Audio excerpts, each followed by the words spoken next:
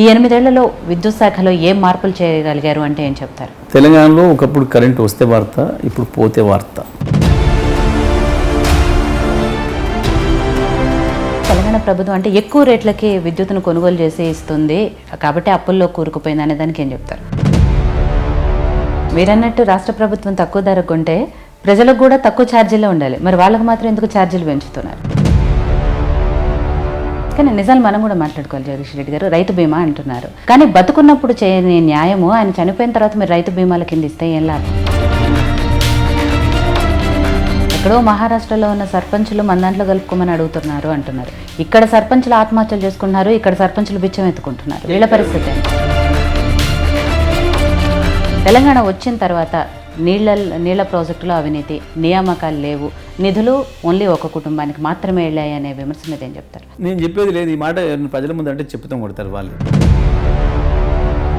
2000 రూపాయలు పెన్షన్ తీసుకున్న ఒక పెద్ద మనిషి, ఒక ముసలమ్మ చెప్పగలుగుతుంది, ఒక ఒంటరి స్త్రీ చెప్తుంది. ఉద్యోగం రాని నిరుద్యోగులు ఏం చెప్తారు? ఒక పార్టీని నడపమంటేనే నడపడానికి చేతగాక దిగి పారిపోయినాడు. ఇక ఆయనకి ఈ దేశం గురించి, రాష్ట్రం గురించి మాట్లాడడానికి అర్హత ఉందా? ఫస్ట్ ఇక గాయనం బట్టి పెట్టుకొని వచ్చిన నాయకులు వీళ్ళెంత పెద్ద మనగాళ్ళు అనుకోవాలి మనం. ఇక ఒకనాడు అమ్మడమే తప్ప కొనడం తెలియని భూములు ఇవాళ కొనడమే తప్ప అమ్మేవాడు లేని పరిస్థితికి వచ్చింది. అభివృద్ధి చేస్తున్నారనో లేకపోతే తెలంగాణ రాష్ట్రాన్ని సాధించారనే దాంతో ప్రతిపక్షాలను ప్రజల్లో ఏ మాట అంటే ఆ మాట అనే అసలు మాకు ప్రతిపక్షమే లేదు. ఈడ చీచి గాళ్ళు మనుషులు వాళ్ళ గురించి మాట్లాడతారు. మీరు గాళ్ళ పేర్లు నాకు ఇష్టం ఉండదు తినటం. ఎందుకో జగదీష్ రెడ్డి గారికి, కేసీఆర్ కుటుంబానికి, కేసీఆర్ గారికి పర్సనల్గా దగ్గరగా ఉండే జగదీష్ రెడ్డి ఈ మధ్యకాలంలో ఎందుకో దూరం అయ్యారు. 23లో ఈసారి సూర్యాపేట నుంచి జగదీష్ రెడ్డి గారికి కూడా లేదు సీటు అనే. నమస్తే, welcome to UATV time to talk. నేను మీ విజిత. ఈరోజు టైమ్ టు టాక్లో నాతో పాటు ఉన్నారు తెలంగాణ రాష్ట్ర విద్యుత్ శాఖ మంత్రి, టీఆర్ఎస్ ఎమ్మెల్యే జగదీష్ రెడ్డి గారు. టీఆర్ఎస్ పార్టీ అధికారంలోకి వచ్చి దాదాపు 8 ఏళ్లు పూర్తవుతుంది. ఈ 8 ఏళ్లలో టీఆర్ఎస్ ప్రభుత్వం చేసిన అభివృద్ధి ఏంటి? మరీ ముఖ్యంగా ఆయన మంత్రిగా పనిచేస్తున్న శాఖలో ఎలాంటి మార్పులు వచ్చాయి? ఇలాంటి వాటితో పాటు ప్రస్తుత రాజకీయాల గురించి కూడా ఆయనతో మాట్లాడదాం. నమస్తే అండి జగదీష్ రెడ్డి గారు. నమస్తే. ఎలా ఉన్నారు? కనిపిస్తుంది చాలా బిజీగా కూడా ఉన్నారు. అందులో ఎలక్షన్లు ఇంకా దగ్గరకు వస్తున్నాయి కాబట్టి ఇంకా హడావిడి ఎక్కువగా ఉంటున్నట్టుంది. మాకు పర్టికులర్గా మా ప్రభుత్వంలో ప్రతిరోజు బిజీ ఉన్నది. 8 ఏళ్ళుగా అదే బిజీ. సో జగదీష్ రెడ్డి గారు, మీరు విద్యుత్ శాఖ మంత్రిగా ఉన్నారు కాబట్టి ఫస్ట్ దాని గురించే మాట్లాడదాం. ఈ 8 ఏళ్లలో విద్యుత్ శాఖలో అంటే టీఆర్ఎస్ ప్రభుత్వం వచ్చిన తర్వాత గత పాలకులు సమైక్యాంధ్రలో చాలా రకాలుగా మాట్లాడారు. సపరేట్ తెలంగాణ వస్తే కరెంటు తీగల మీద బట్టలు ఆరేసుకోవడం, లేకపోతే తెలంగాణ మొత్తం అంధకారంలో ఉంటుంది, ఇలాంటి వాటన్నిటి మాట్లాడిన తర్వాత కొట్లాడి సాధించుకున్న తెలంగాణలో ఈ 8 ఏళ్లలో విద్యుత్ శాఖలో ఏం మార్పులు చేయగలిగారు అంటే ఏం చెప్తారు? విద్యుత్ శాఖలో మార్పులు అంటే స్పష్టంగా నేను చెప్పే అక్కర్ని లేకుండా ఇవాళ తెలంగాణలో ఎవరిని అడిగినా చెప్పే సమాధానం, తెలంగాణలో ఒకప్పుడు కరెంటు వస్తే వార్త, ఇప్పుడు పోతే వార్త. ఇది ఓవరాల్గా ఒక మాటలో చెప్పాలంటే. మీరు అన్నట్టు తెలంగాణ అంశం అంతా విద్యుత్ చుట్టే తిరిగింది. కేసీఆర్ గారు తెలంగాణ రాష్ట్ర సమితి ప్రారంభించే ముందు విద్యుత్తే తెలంగాణలో ప్రధానమైన చర్చ. ఆ తర్వాత రాష్ట్ర ఏర్పాటు సందర్భంలో కూడా, బిల్లు ప్రవేశపెడుతున్న సందర్భంలో కూడా విద్యుత్ రంగంపైనే చర్చ. తెలంగాణ వస్తే విద్యుత్ ప్రాజెక్టులు ఇక్కడ లేవని, మొత్తం చీకట్లయితే అని, ఇంకా వలసలు పెరుగుతాయని, వ్యవసాయదారులు మొత్తం భూములు వదిలేసేసి పట్టణాలకు వలస వెళ్ళాల్సి వస్తుందని, పరిశ్రమలని తరలిపోతాయని, ఇట్లా వాళ్ళంతా మామూలుగా శత్రువులు చేసే ప్రచారమని కాకుండా ఆ రోజుకు అధికారంలో ఉన్న వాళ్ళు ఎవరైతే ఉన్నారో వాళ్ళే చాలా బాధ్యతారహితంగా మాట్లాడినారు. కానీ ఇవాళ చాలా ఆశ్చర్యకరంగా అన్నీ కూడా రివర్స్ అయినాయి. అసలు అది మేము కోరుకుంది కాదు, కానీ ఎందుకో దురదృష్టవశాత్తు ఈ మాటలన్నీ మాట్లాడిన ప్రాంతం ఏదైతుందో పాపం ఆ ప్రాంతం అంతా చీకటిమయమైతే ఉంది. తెలంగాణ అత్యంత అద్భుతమైన వెలుగులతోనే వర్ధిల్లుతుంది. ఇప్పుడు దేశమంతటా కూడా, దేశంతో పోల్చినప్పుడు మేము ఆ పక్క రాష్ట్రంతో పోల్చుకోవడం నాకు ఇష్టం లేదు, అది అవసరం కూడా లేదు. దేశంలో మిగతా రాష్ట్రాలు ప్రత్యేకించి అభివృద్ధిలో మా మోడల్ గొప్పది, మేము దేశమంతా మా మోడల్లో చేస్తామని చెప్పుకున్న గుజరాత్, ఇవాళ ప్రధానమంత్రిగా చేస్తున్న మోడీ గారు స్వయంగా 12-13 సంవత్సరాలు ముఖ్యమంత్రిగా పరిపాలన చేసిన గుజరాత్ ఇవాళ దేశ ప్రజలందరి సాక్షిగా చీకట్లలో ఉంది. నేను ఆంధ్రప్రదేశ్ గురించి వెళ్ళి ప్రస్తుత ఆంధ్రప్రదేశ్ గురించి మాట్లాడడం లేదు. ఇవాళ పోటీ గుజరాత్కి తెలంగాణకి. ఎందుకు అనంటే ప్రతిదీ వాళ్ళు మేము గుజరాత్ మోడల్ చేస్తామని చెప్పి తెచ్చినారు. మనం కూడా నిజమేనేమని భావించినాం. మనందరం కూడా భావించేంత పెద్ద ఎత్తున ప్రజల్ని మైమరిపించే పద్ధతిలో ప్రచారాలు చేసినారు మోడీ గారు ఆ రోజు. ఒక్క మాటలు చెప్పాలంటే చంద్రబాబు నాయుడు గారే ఇటువంటి ప్రచారాలకి చాలా గొప్ప ఆద్యుడు, ఆయనే అల్టిమేట్ లీడర్ అని అనుకుంటే 1,00,000 మంది చంద్రబాబులో మించిన పద్ధతులు ప్రచారం చేసినాడు మోడీ గారు. ఇప్పుడు అర్థమవుతుంది మనకి అది. ఎందుకంటే ఇవాళ గుజరాత్లో రైతాంగానికి 6 గంటలకు మించిన విద్యుత్ లేదు. 2 రోజులు పరిశ్రమలకు అధికారిక పవర్ హాలిడే. అంటే మీరు ఒకసారి మీరు వెనక్కి పోయి చూస్తే కరెక్ట్ 2014 ముందు తెలంగాణలో ఆంధ్రప్రదేశ్లో ఏం పరిస్థితి ఉండేనో సమైక్య ఆంధ్రప్రదేశ్లో ఇవాళ గుజరాత్ గా పరిస్థితులలో ఉంది. ఇవాళ తెలంగాణలో ఇప్పటికి కూడా నిమిషం పోకుండా విద్యుత్ ఇస్తూ ఉన్నాం రాత్రి పగలు. తెలంగాణ ఏం సాధించింది అని అంటే 24 గంటలు అన్ని రంగాల వినియోగదారులకి అతి నాణ్యమైన విద్యుత్తును అందించడమే కాకుండా రైతాంగానికి కూడా 24 గంటల విద్యుత్తునిచ్చే రాష్ట్రంగా, మరీ ప్రత్యేకించి 24 గంటల విద్యుత్ కూడా ఉచితంగా ఇచ్చే ఏకైక రాష్ట్రంగా తెలంగాణను నిలిపింది కేసీఆర్ గారి పరిపాలన. ఇది ఏం సాధించింది అంటే తెలంగాణ విద్యుత్ రంగంలో కేసీఆర్ సాధించిన గొప్ప విజయం ఈ దేశం మొత్తానికి కూడా ఒక రోల్ మోడల్గా ఉండే పద్ధతుల్లో. సో మీరు అన్నట్టుగా దేశంలో ఎక్కడ లేని విధంగా ఇక్కడ పవర్ సప్లై చేస్తున్నామని మీరు అంటున్నారు. లాస్ట్ టైం రీసెంట్గా జరిగిన విషయాలు మీకు తెలిసి ఉండొచ్చు. అంటే సరే ఆంధ్రాలో ప్రస్తుతం అయితే పవర్ కట్ ఉంది, కానీ తెలంగాణలో కూడా ఉంది అని బొత్స సత్యనారాయణ గారు లాంటి వాళ్ళు మాట్లాడారు. లాస్ట్ టైం నేను అక్కడ ఉన్నప్పుడు 2 రోజులు నాకు కరెంటే లేదు అని చెప్పి. దాని మీద అఫ్కోర్స్ తెలంగాణ నాయకులు కూడా కౌంటర్ ఇచ్చారు, బిల్లు కట్టలేదేమో అందుకే కట్ చేస్తారు అని. ఇలాంటివన్నీ కూడా వచ్చినాయి. నాకు పెద్ద వ్యక్తిగతంగా నాకు ఎవరిని విమర్శించడం ఇష్టం ఉండదు కాదు కానీ ఇవాళ తెలంగాణ ప్రజల్ని, ఆంధ్ర ప్రజల్ని ఎవరిని అడిగినా మీరు వెళ్ళి మీ మైక్ పెట్టేసి అడిగితే వాస్తవాలు దానంతలో అదే వస్తాయి బయటికి.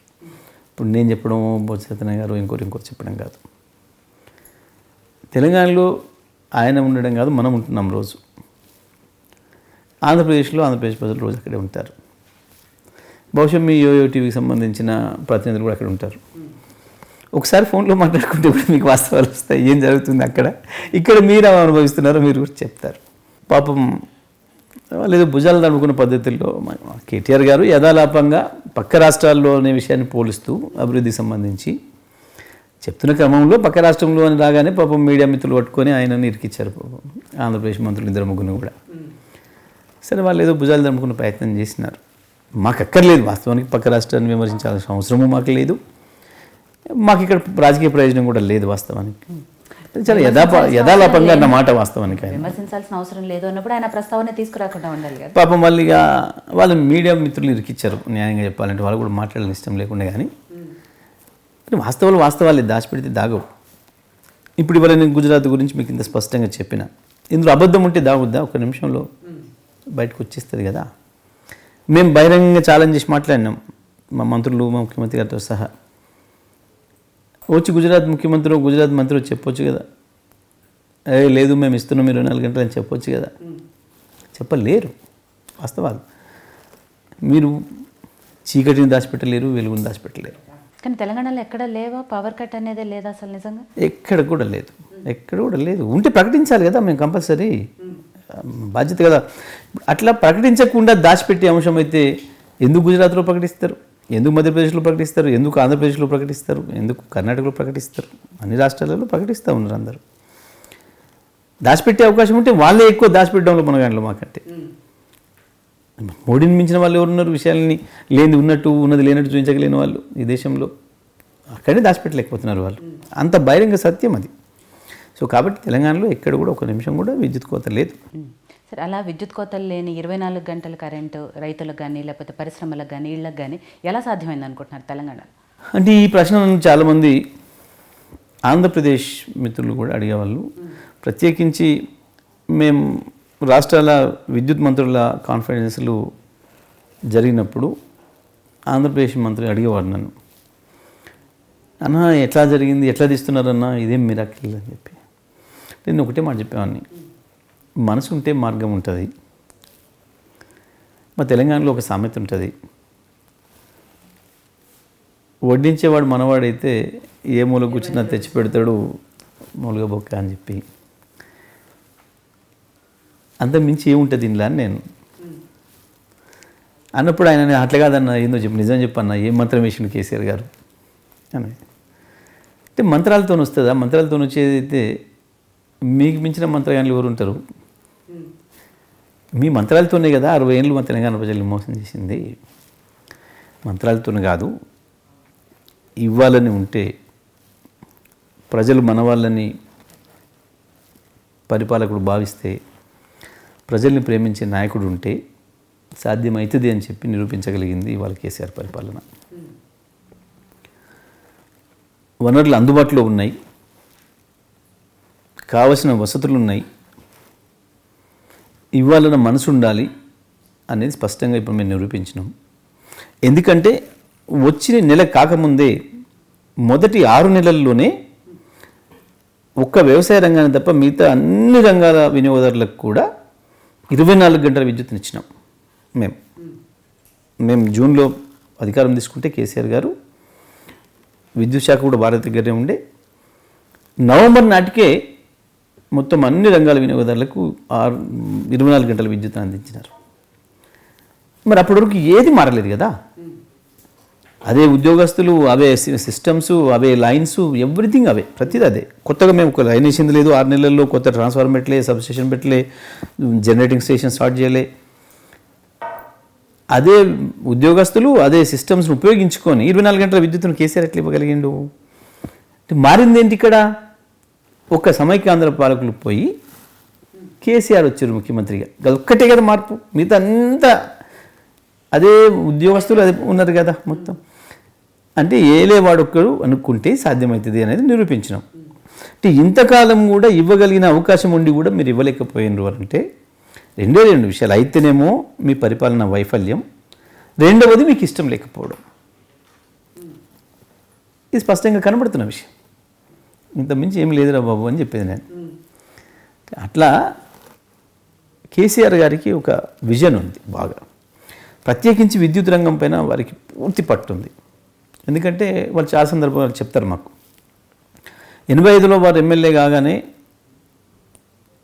అప్పటికే విద్యుత్ సమస్యలు మొదలవుతున్నాయి బాగా. 94 వరకు విద్యుత్ సమస్య చాలా పీక్ స్టేజ్కి పోయింది. రైతులు అసలు మోటార్లు స్టేషన్ల మీద దాడి చేసుడు, సబ్ స్టేషన్ల మీద దాడి చేసుడు, ప్రతిరోజు ధర్నాలు, చాలా ఇబ్బందుల పరిస్థితులు ఉన్నాయి. ఆ సందర్భంలో వాళ్ళు ఒక బాధ్యతాయుతమైన ఎమ్మెల్యేగా ఒక మంచి పేరు తెచ్చుకోవాలి నేను అని చెప్పి ఒక తపనతో పనిచేస్తున్న నాయకుడిగా, అదేదో సమస్యను మామూలుగా అందరూ చూసే దృష్టితో చూడకుండా ప్రత్యేకంగా డీప్గా ఇన్వాల్వ్ అయిపోయి అసలు ఏంది దీంట్లో, ఏం సమస్య ఎక్కడుంది, ఎందుకు వస్తుంది, ఇంత పెద్ద ప్రభుత్వం అనుకుంటే ఎందుకుగా కరెంట్ ఇవ్వలేదు అనే విషయాలపైన వారు పూర్తి స్థాయిలో రీసెర్చ్ చేసినారు. ఆల్మోస్ట్ ఆల్ క్షుణ్ణంగా పరిశీలన చేశారు. వారికి అప్పటి నుంచి దానిపైన ఒక అవగాహన ఉంది. కానీ తనకు అల్టిమేట్ అధికారం లేదు, చేసేదానికి తన చేతిలో లేదు.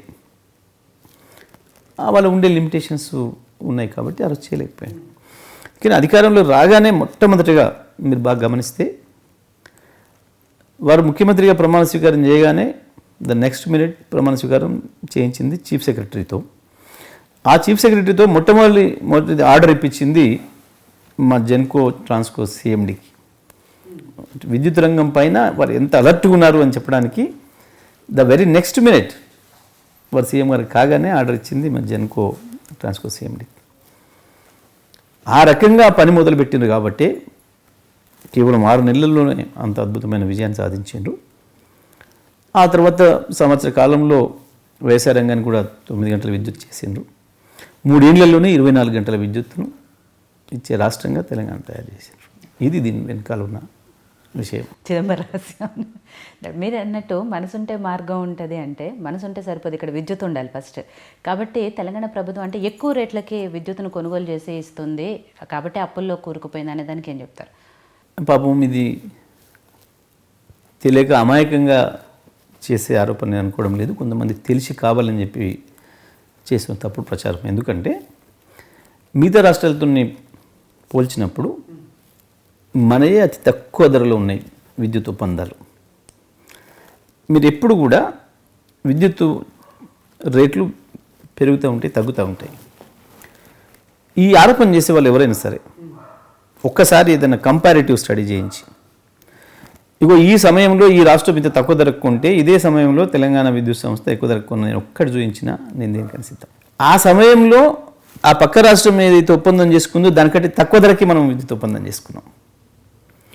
ఇవాళ దేశంలో అతి తక్కువ ధరలో విద్యుత్తును కొనుక్కుంటున్న రాష్ట్రం, చాలా తెలివిగా చాలా ప్రణాళికాబద్ధంగా పనిచేస్తున్న రాష్ట్రం తెలంగాణ. అందుకే ఇంత గొప్ప విజయం సాధ్యమైంది. ఎక్కువ ధరకు మనంగా ఉండడం కాదు, మిగతా రాష్ట్రాల కంటే తక్కువ ధరకు మనం కొంటున్నాం. మీకు ఇంకో విషయం చెప్తాం. మొన్న గుజరాత్లో 20 రూపాయలు పెట్టి యూనిట్ ఉన్నారు. ఇంత పెద్ద పోదులు కొట్టి కోతలు కోసి ఇంతింతలాడు మాటలు మాట్లాడి 2.5కే దొరుకుతుంది, మా మోడీ పరిపాలనలో 3 రూపాయలకే దొరుకుతుంది విద్యుత్ అని చెప్పి ఉపన్యాసాలు ఇచ్చారు. వీళ్ళందరూ మీ రికార్డులు ఉన్నాయి మీ దగ్గర. 20 రూపాయలు పెట్టుకొనుక్కున్నారు మొన్న. 20 రూపాయలు పెడితే కూడా దొరకలేదు వాళ్ళకు. కానీ మనం ఎప్పుడు అంత పెట్టుకోలేదు. మొత్తం ఈ 8 సంవత్సరాల కాలంలో ఏ ఒక్క రోజు విద్యుత్ కొన్న సందర్భంలో కూడా ఆ రోజు నాడు మిగతా రాష్ట్రాలు పే చేస్తున్న దానికంటే మనమే తక్కువ ధరలు తీసుకున్నాం. అంటే మనం ఒక అద్భుతమైన ప్రణాళిక చేసుకుంటున్నాం. ఏ సమయంలో ఎంత విద్యుత్ అవసరం పడుతుంది, ఏ నెలలో ఎంత విద్యుత్ అవసరం పడుతుంది, ఎప్పుడు పీక్ డిమాండ్ ఉంటుంది, ఎప్పుడు తక్కువ డిమాండ్ ఉంటుంది, ఎప్పుడు మనం ధర పెరిగే అవకాశం ఉంది, దాన్ని ఏ పద్ధతిలో కొంటే తక్కువకి వస్తుంది. అంటే ఇక్కడ 3 రకాలు కొంటామండి. ఒకటి లాంగ్ టర్మ్ ఒప్పందాలు, 2 షార్ట్ టర్మ్ ఒప్పందాలు, 3 రోజువారీ కొనుగోళ్ళు ఎక్స్చేంజ్లో. ఈ 3 పద్ధతుల్లో విద్యుత్ కొంటాం మనం. అయితే ఏ రాష్ట్రమైనా తను ఒక అంచనా వేసుకొని ఎంత అవసరం పడుతుంది, ఏ సమయానికి ఎంత అవసరం పడుతుంది చూసుకొని ఆ పద్ధతిలో కొనుగోలు చేయాలి. అయితే మీకు ఇప్పుడు సాయంత్రం పూట ఎక్కువ అవసరం ఉంటుంది. ఉదయం సాయంత్రం 6 నుంచి వెళ్ళి 10 వరకు పీక్ అంటాం, పీక్ అవర్స్ అంటాం. మార్నింగ్ 5 నుంచి 9 వరకు పీక్ అవర్స్ అంటాం. ఈ సమయంలో దేశం మొత్తం ఒకటేసారి డిమాండ్ ఉంటుంది. ప్రతి చోట కూడా ఎక్కువ ఉన్నదానికంటే దాదాపు 20, 30, 40% ఎక్సెస్ డిమాండ్ వస్తుంది ఎక్కడైనా సరే. ఆ సమయానికి సంబంధించి సమయపాలన చాలామంది పాటించరు.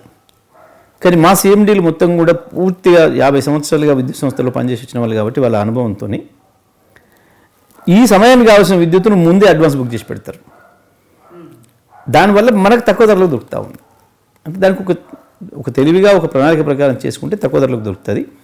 ఆ పని ఈ దేశంలో చేస్తున్న ఏకైక విద్యుత్ సంస్థలు తెలంగాణ విద్యుత్ సంస్థ మాత్రమే. అందుకని అందరికంటే తక్కువ ధరలో తీసుకుంటాం. మీరు అన్నట్టు రాష్ట్ర ప్రభుత్వం తక్కువ ధరకు కొంటే ప్రజలకు కూడా తక్కువ ఛార్జీలే ఉండాలి. మరి వాళ్ళకి మాత్రం ఎందుకు ఛార్జీలు పెంచుతున్నారు? అతి తక్కువ ఛార్జీలు ఇప్పటికి కూడా మీరు పెంచినని చెప్పిన తర్వాత కూడా ఇంకా ఈ దేశంలో తక్కువ ఛార్జీలు చెల్లిస్తుంది తెలంగాణ వినియోగదారులే. ఏ రంగమైనా అది, ఇది గృహ వినియోగం కావచ్చు, కమర్షియల్ వ్యాపార వినియోగాలు కావచ్చు, లేదా ఇండస్ట్రియల్ వినియోగాలు కావచ్చు. దేంట్లో చూసినా మీరు మిగతా రాష్ట్రాలతో పోల్చినప్పుడు ఇప్పటికి కూడా ఇంకా మన ధరలు తక్కువ ఉన్నాయి. రోజు పత్రికల్లో మీడియాలో ఎందుకు ఛార్జీలు బాధుడు ప్రజల మీద విద్యుత్ భారం ఎక్కువగా పడుతుంది అనే వార్తలు వస్తున్నాయి. ఆ వార్త పక్కన ఎవడన్నా పోల్చి రాయించింది ఒకసారి చూసారా మీరు? ఇగో ఈ రాష్ట్రంలో ఇంత తక్కువ ఉంది, తెలంగాణలో ఎక్కువ ఉందని రాసిన రాత ఒకటని చూసారా? లేదు. రాజకీయమైన ఆరోపణలు తప్ప మీకు టేబుల్ ఇవ్వాలి కదా, పట్టిక ఇవ్వాలి కదా. మేము పట్టిక ఇచ్చాం స్పష్టంగా దేనికి ఎంత ధర పెరిగింది ఏంది అని. కానీ ఎక్కడ కూడా ఒక్కడింటి ఒకటి తెచ్చి చూపించిన వాళ్ళు ప్రజలు కూడా చెప్తున్నారు కదా, వాళ్ళకి వచ్చిన బిల్లులు చూపించి మా ఇంట్లో ఒక బల్బు తప్ప వేరే ఎక్స్ట్రా లేవు, కానీ మా కరెంట్ మాత్రం ఇంత వచ్చింది అని చెప్తున్నారు. వినియోగించుకున్నాక పెరగకుండా ఇట్లా ఉంటుంది. వినియోగించిన తర్వాత ఒక బల్బు ఉన్న ఇంట్లో, ఒక గది ఉన్న ఇంట్లో కూడా ఛార్జీలు మేబీ అది మరి విద్యుత్ సంస్థలో వచ్చిన మిస్టేక్సా లేకపోతే ఎక్కడ ఉండవండి. మిస్టేక్ ఉంటే రెక్టిఫై చేసుకుంటారు ఒక నిమిషంలో. వాళ్ళు ఊరుకుంటారా? వెళ్ళి అంటే మీరు అన్న వాళ్ళు ఎవరైనా ఉంటే ఏదైనా క్లరికల్ మిస్టేక్లో ఏదైనా ట్యాప్ కొట్టేటప్పుడు తప్పు వస్తే ఊరుకోరు, వెంటనే పోయి రెక్టిఫై చేసుకుంటారు. అక్కడే ఇబ్బంది లేదు. కానీ వీళ్ళు మిగతా రాజకీయ నాయకులు చేస్తూ ఉన్న దాంట్లో పసలేదు. మీరు పక్క రాష్ట్రం ఇప్పుడు కాంగ్రెస్ ఆరోపణ చేసిన అనుకుందాం.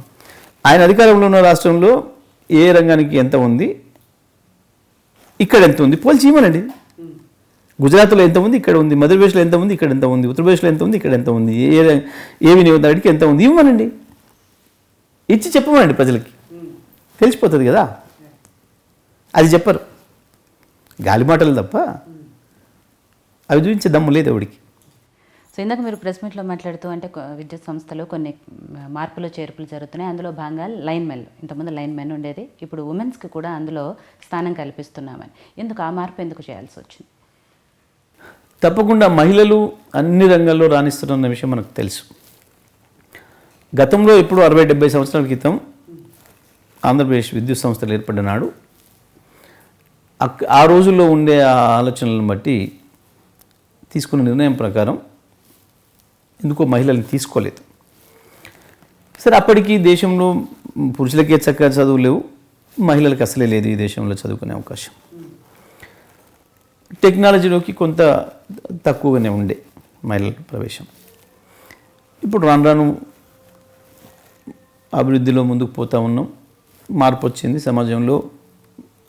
ఆడమగ అనే తేడా లేకుండా తల్లిదండ్రులు కూడా సమానంగా చూసే పరిస్థితులు వచ్చినాయి.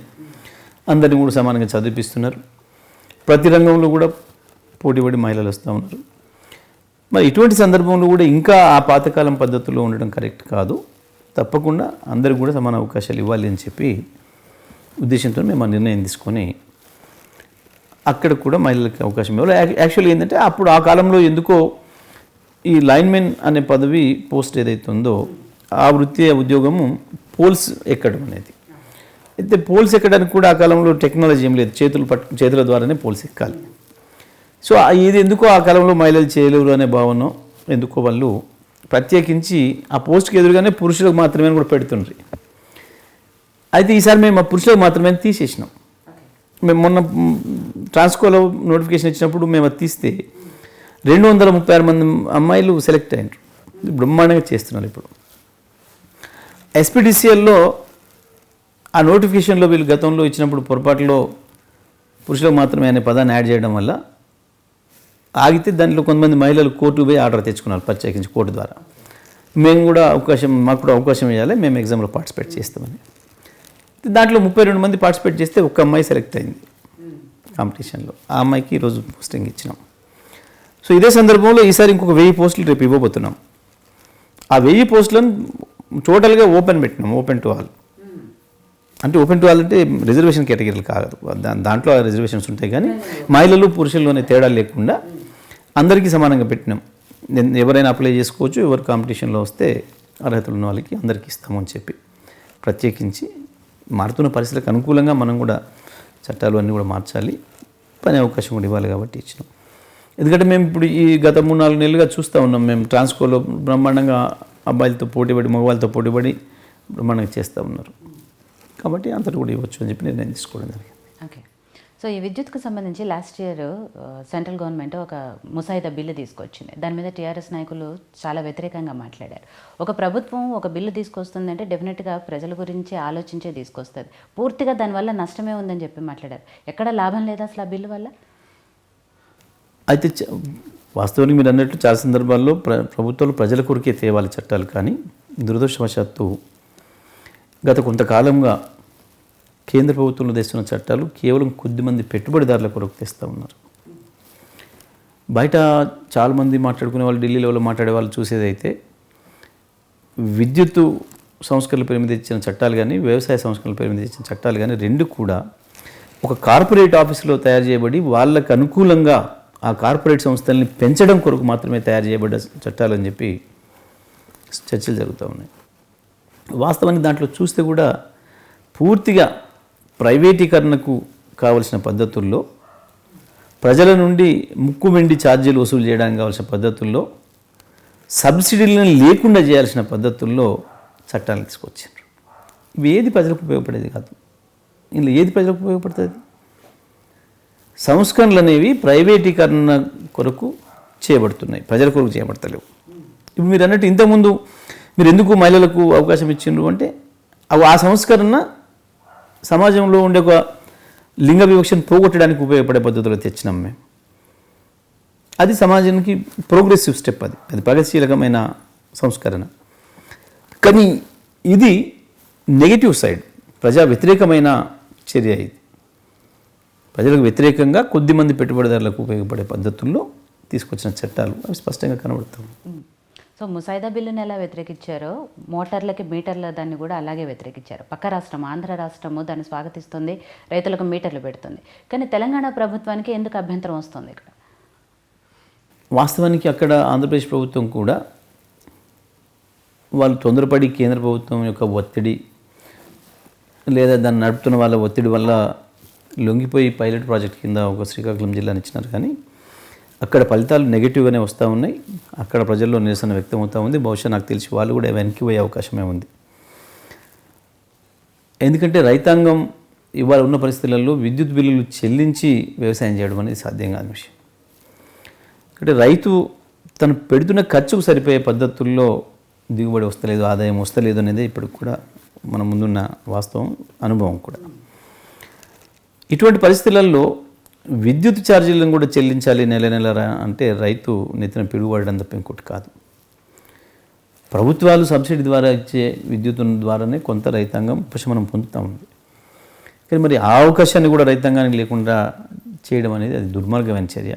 అందుకే మేము దాన్ని వ్యతిరేకించినాం.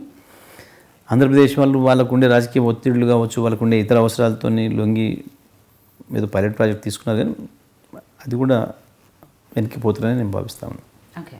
సో విద్యుత్ శాఖకు సంబంధించిన అంశాలకు వచ్చే పక్కన పెడితే రాష్ట్ర అభివృద్ధి గురించి మాట్లాడుకుంటే, ఎందుకంటే 8 ఏళ్ళు అవుతుంది టీఆర్ఎస్ ప్రభుత్వం అధికారంలోకి వచ్చి.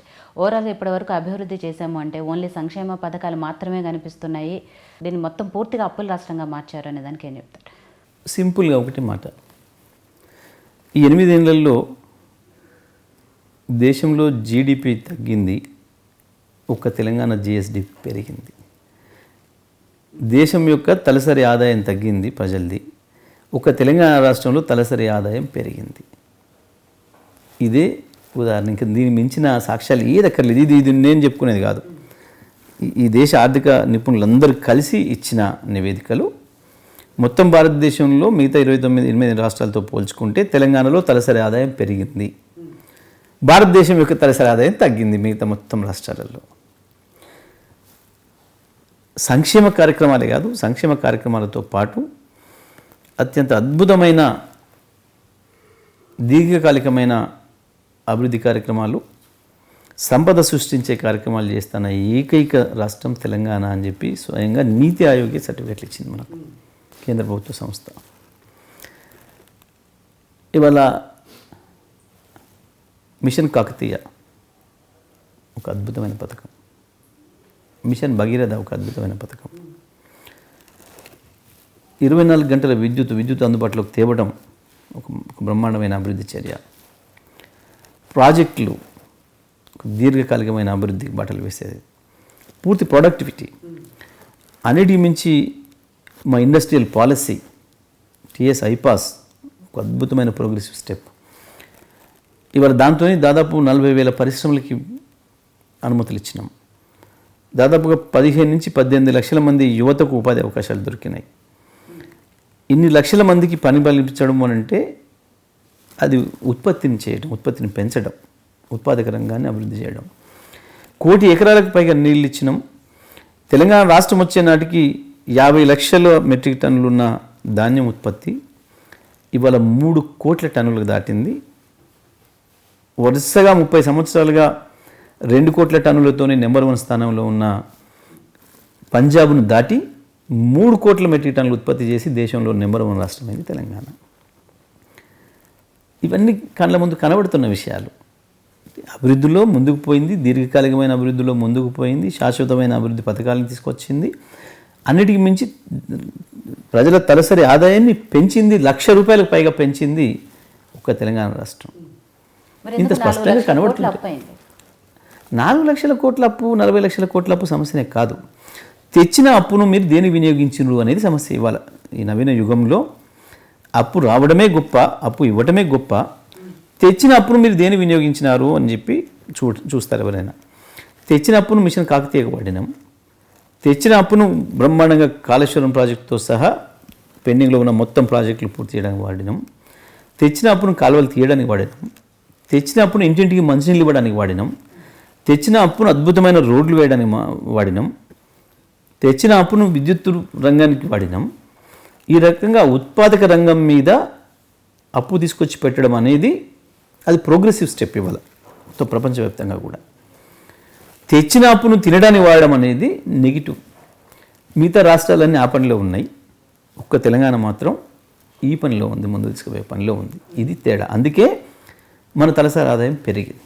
ప్రజల తలసరి ఆదాయం పెరగడం అనేది సూచిక ఎప్పుడు ఏ రాష్ట్రానికైనా ఏ దేశానికైనా. ఆ తలసరి ఆదాయం పెరిగిందని కేంద్ర ప్రభుత్వ సంస్థలే సర్టిఫికేట్ ఇస్తూ ఉన్నాయి చచ్చుకుంటా. కేంద్ర ఆర్థిక రంగ నిపుణులు, ప్రపంచ ఆర్థిక రంగ నిపుణులు ఇస్తున్న విషయాలు నేను మాట్లాడింది ఏది నా సొంత కవిత కాదు, ఈ వాస్తవాలు. పాపం మన దగ్గర కొంతమంది కూర్చా నాయకులు ఉన్నారు, చిన్న చిన్న వాళ్ళు. పాపం వాళ్ళకి దిక్కులేక వాళ్ళనే రాష్ట్ర అధ్యక్షులు పెట్టుకున్నారు. వాస్తవం చెప్పాలంటే వాళ్ళొక వీధికి సంబంధించిన ఒక వీధి నాయకులు, న్యాయంగా చెప్పాలంటే.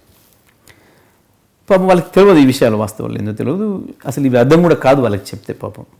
ఎందుకంటే ఇంతకుముందు ఎప్పుడు ఒక రాష్ట్రానికి నాయకత్వం వహించే స్థానంలో లేదా రాష్ట్రాన్ని నిర్వహించడం కావాల్సిన మంత్రివర్గంలో పనిచేసిన స్థానంలో కానీ పనిచేసిన వాళ్ళు కాదు వాళ్ళు. కాబట్టి ఈ విషయాలన్నీ వాళ్ళకు తెలియకపోవడం ఒకటైతే, ఇక రాజకీయంగా టీఆర్ఎస్ మీద ఏం ఆరోపణ చేయడానికి లేదు పాపం, ఎక్కడ కూడా ఏం లోపాలు కనబడతలేదు. కాబట్టి ఏదో ఒక అబద్ధం 10 సార్లు చెప్పైనా దాన్ని ఏదైనా కొద్ది మందితోనైనా నమ్మిద్దామనే ఒక ప్రయత్నంలో భాగంగా మాట్లాడుతున్నారు తప్ప వాస్తవాలు ఇవి. మీరు అన్నట్టు పదే పదే చెప్పుకుంటున్న ఈ మిషన్ భగీరథ కానీ లేకపోతే కాళేశ్వరం ప్రాజెక్ట్ కానీ టీఆర్ఎస్ నాయకులు చాలా గొప్పగా చెప్పుకుంటున్నారు అని. కానీ మిషన్ భగీరథకి సంబంధించిన విషయంలో కేంద్ర ప్రభుత్వం ఇప్పుడు విచారణకు ఆదేశించింది. పాపం పచ్చకల్లోడికి దేశం అంతా పచ్చగా కనబడుతుందని చెప్పి వాళ్ళు చేసేటటువంటి అన్నీ ఏదో మేము చేస్తామని ఒప్పించి భ్రమల్లో ఉన్నారు. ఏం విచారణ చేస్తారు, ఏంటి పోయినా మనుషులు స్పష్టంగా కనబడుతూ ఉన్నాయి. తెలంగాణ రాష్ట్రం ఏర్పడక ముందు ఈ రాష్ట్రంలో మంచినీళ్ళ కొరకు 3 కిలోమీటర్లు పోయేది ప్రజలు, మహిళలు. పొద్దుగాల 3 గంటలకు లేచిపోయి బావి దగ్గరికి పోయి ఎత్తుకొచ్చుకుందాం ఒక బిందె నీళ్ళు అని చెప్పి పోతే ఆడి పోయేవరికి కరెంటు పోయి పాపం టెన్షన్ పడేవాళ్ళు. మళ్ళీ ఇంటికి పోతే ఇంటికాడ పిల్లలు లేస్తున్నారేమో వెళ్ళాలనే బాధ ఒకటి, వెళ్తే మళ్ళీ మేము పోగానే కరెంట్ వస్తే నీళ్ళు ఎట్లా మళ్ళీ అని చెప్పి ఇంకొక బాధ, ఇంటికి వెళ్ళి ఉత్త చేతుల్లో ఏం చేయాలనేది ఒక బాధ. ఇటువంటి హింసను దశాబ్దాల తరబడి అనుభవించారు. ప్రత్యేకించి పట్టణాలలో వారానికి ఒక రోజు వచ్చేది, వారానికి ఒక రోజు ట్యాంకర్లు వచ్చే నీళ్ళ కొరకు బిందెలతో లైన్లో నిలబడి వెనకకు దొరుకుతాయో దొరకవో చివరికి ఉంటే అని చెప్పి ముందుకు పోవడానికి ప్రయత్నం చేసి కొట్టుకొని 100,000 కేసులు ఉన్నాయి.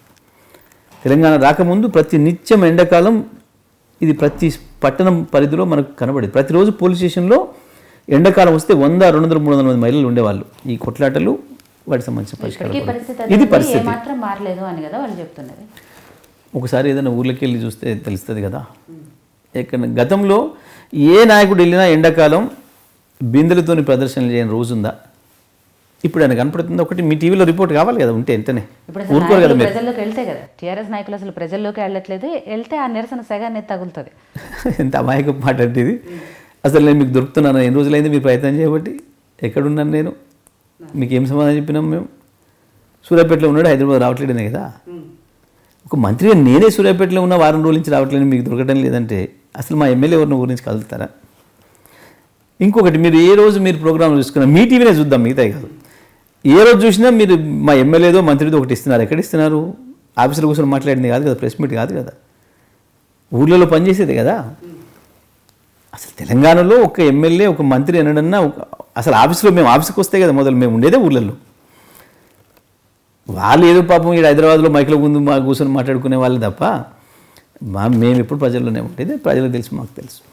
ఇదే మిషన్ భగీరథలో ఎలా అయితే కేంద్రము విచారణకు ఆదేశించిందో కాళేశ్వరం ప్రాజెక్టు కూడా కేసీఆర్కి అదొక ఏటీఎం లాగా తయారైంది కాబట్టి నెక్స్ట్ దాని మీద కూడా విచారణ జరుగుతుంది అనేది. కాళేశ్వరం ప్రాజెక్టు మీద మొదటి నుంచి కూడా దాని మీద అవినీతి ఆరోపణలు వస్తూనే ఉన్నాయి.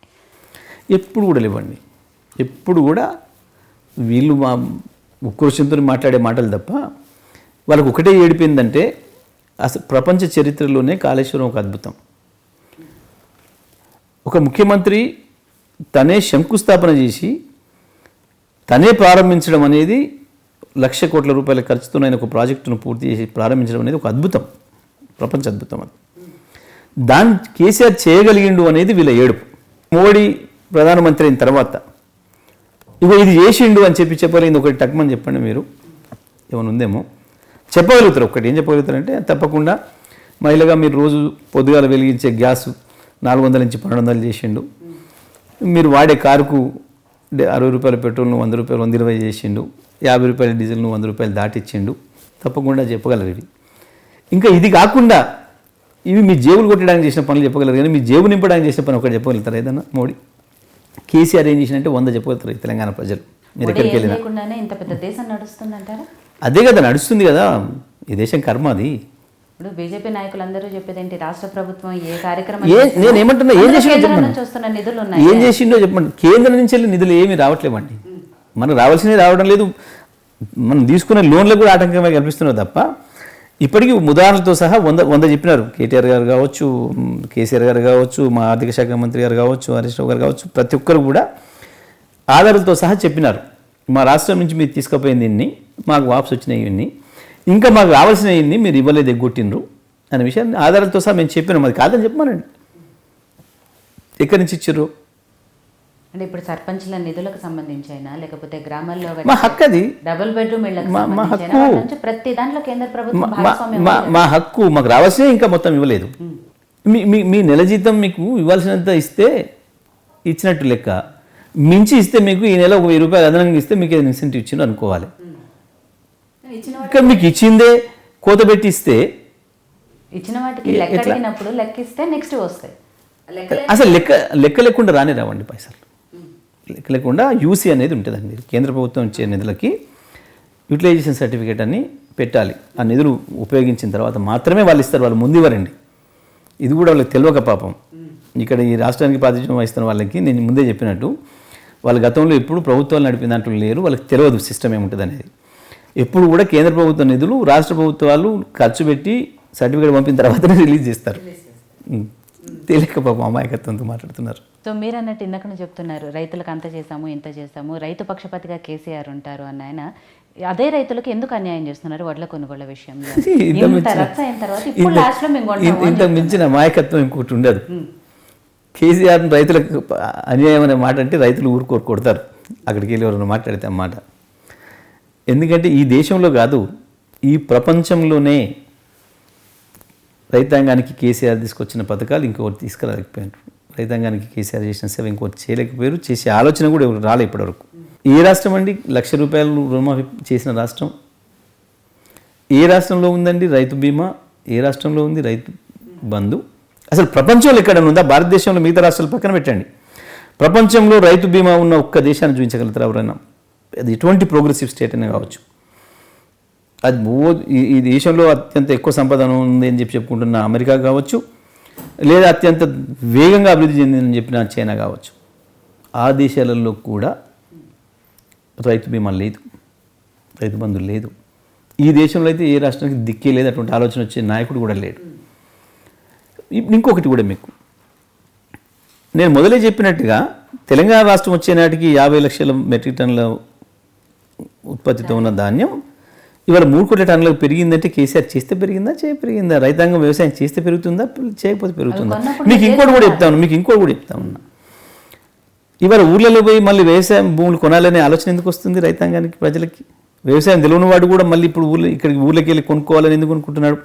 ఇప్పుడు 20 ఏళ్ల కింద, 30 ఏళ్ల కింద, 40 ఏళ్ల కింద ఊరు వదిలిపెట్టి పట్టణం వచ్చినవాడు, ఊర్లో బతుకు తెరువు లేదు, నేను ఏదో కూలో నాలో చేసుకొని పట్టణంలో బతుకుతానని వచ్చినవాడు ఇవాళ మళ్ళీ ఊర్లోకి వెళ్ళి మూలాలు ఎందుకు వెతుక్కుంటున్నాడు? ఊర్లో పాతిళ్ళు బాగు చేసుకునే ముచ్చట, లేదా కొత్తగా ఒక చిన్న ఇల్లు కట్టుకునే విషయం, లేదా ఈ ఊర్లో నాకు 1 ఎకరమో 2 ఎకరాలు భూమి అయినా ఉండాలి అని చెప్పి 10 లక్షలు 20 లక్షలు ఇవాళ 30 లక్షలకు ఎటువంటి గ్రామీణ ప్రాంతంలో కూడా చేరుకుంది. అంటే దేని చేరుతుంది?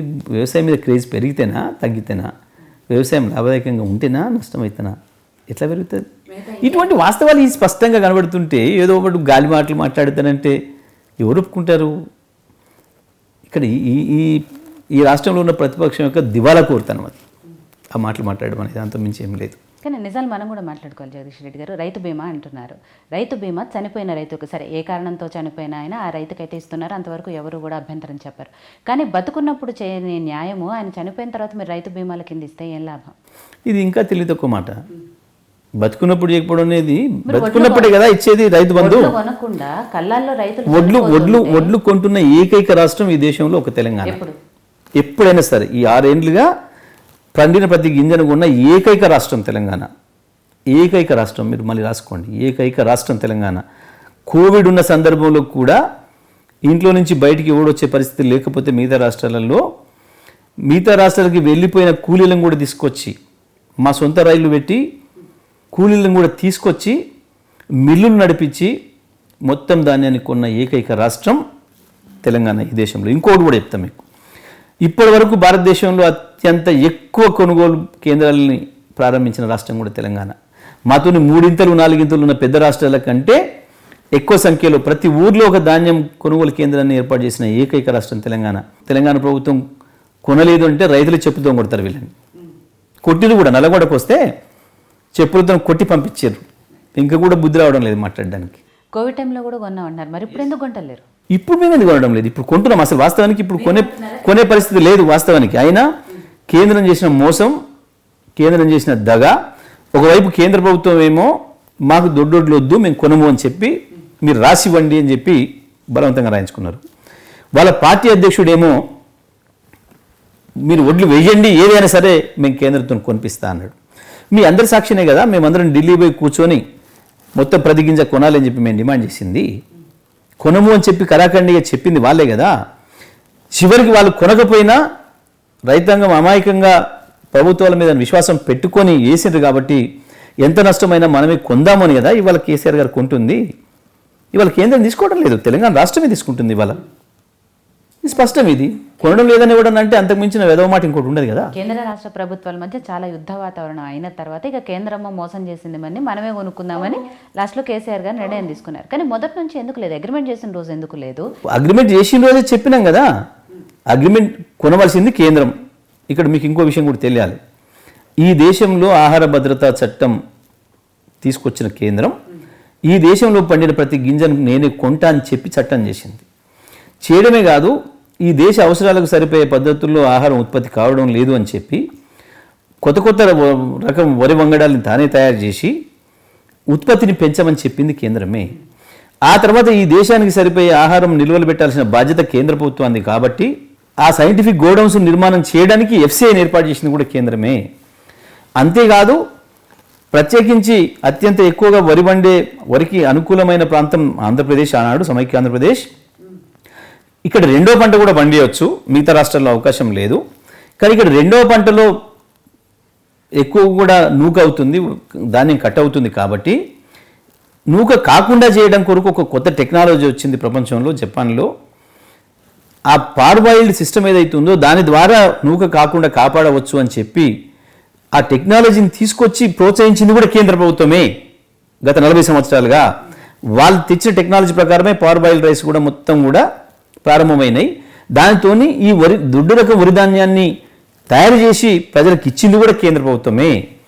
ఆ రకంగా ప్రోత్సహించి పెంచి సడన్గా మొన్న ఒకటేసారి కేంద్ర ఆహార శాఖ మంత్రి మేము దొడ్డు ధాన్యం కొనం, వానాకాలం పంట చేతికొచ్చినాడు తెలంగాణ అధికారుల మెడ మీద కత్తిపెట్టి యాసంగికైనా మీరు దొడ్డు ధాన్యం ఇవ్వము అని అంటేనే ఇప్పుడు ఇది కొంటాం అని చెప్పి లింకు పెట్టి తెలంగాణ ప్రజల్ని, తెలంగాణ రైతాంగం నూళ్ళలో మట్టి కొట్టే ప్రయత్నం చేసినప్పుడు తప్పని పరిస్థితులలో ఇప్పుడు ఉన్నదైనా దాదాపు 60-70 లక్షల మెట్రిక్ టన్నులు ఉంది. ఇది కొనకపోతే రైతాంగం నాశనం అయిపోతారు. యాసంగి వాళ్ళు కొనమంటారు కాబట్టి అదే విషయం రైతాంగానికి చెప్పేద్దాం, మనం దొడ్డొడ్లు వేయకండి, సన్న ఒడ్లే వేయండి అని చెప్పి చెప్దాము అని చెప్పి వాళ్ళు చెప్పిన పద్ధతిలో సంతకం పెట్టి ఆ ఒడ్లు కొనిపించినాం. కొనిపిస్తున్న సందర్భంలో ఒక బాధ్యతాయుతమైన ప్రభుత్వంగా కేంద్రం దొడ్డొడ్లు కొనను అంటుంది కాబట్టి రైతాంగం మీరు వేయకండి అని ఓపెన్గా చెప్పినాం, బహిరంగంగా ప్రతి ఒక్కరు ఆ విషయం చెప్పినాం. అదే సందర్భంలో ఆ పార్టీకి సంబంధించిన రాష్ట్ర అధ్యక్షుడు ఇక్కడ ఊరు తిరిగి మీ అందరి సాక్షిగా మీరు పెట్టండి, మీరు ఏ ఒడ్లైనా వేయండి, కేంద్రం మాది, మేమే కొనిపిస్తాం అని చెప్పి మాట్లాడిన మాటలు మీ రికార్డులలో ఉన్నాయి. ఆయన మాట్లాడిన రోజే నేను కూడా, మా మంత్రులందరూ, ముఖ్యమంత్రి గారు చెప్పిన దాని ప్రకారం మంత్రులందరం కూడా వద్దు దొడ్డొడ్లు పెట్టకండి, కేంద్రం వద్దని చెప్పింది, ఈయన బాధ్యత లేకుండా మాట్లాడుతున్నాడు, సన్నోడ్లు మాత్రమే పెట్టుకోండి అని చెప్పి బహిరంగంగా ప్రకటించినాం. ఇంత స్పష్టంగా ఉన్న తర్వాత కూడా రైతాంగం దొడ్డొడ్లు పెట్టిండ్రు.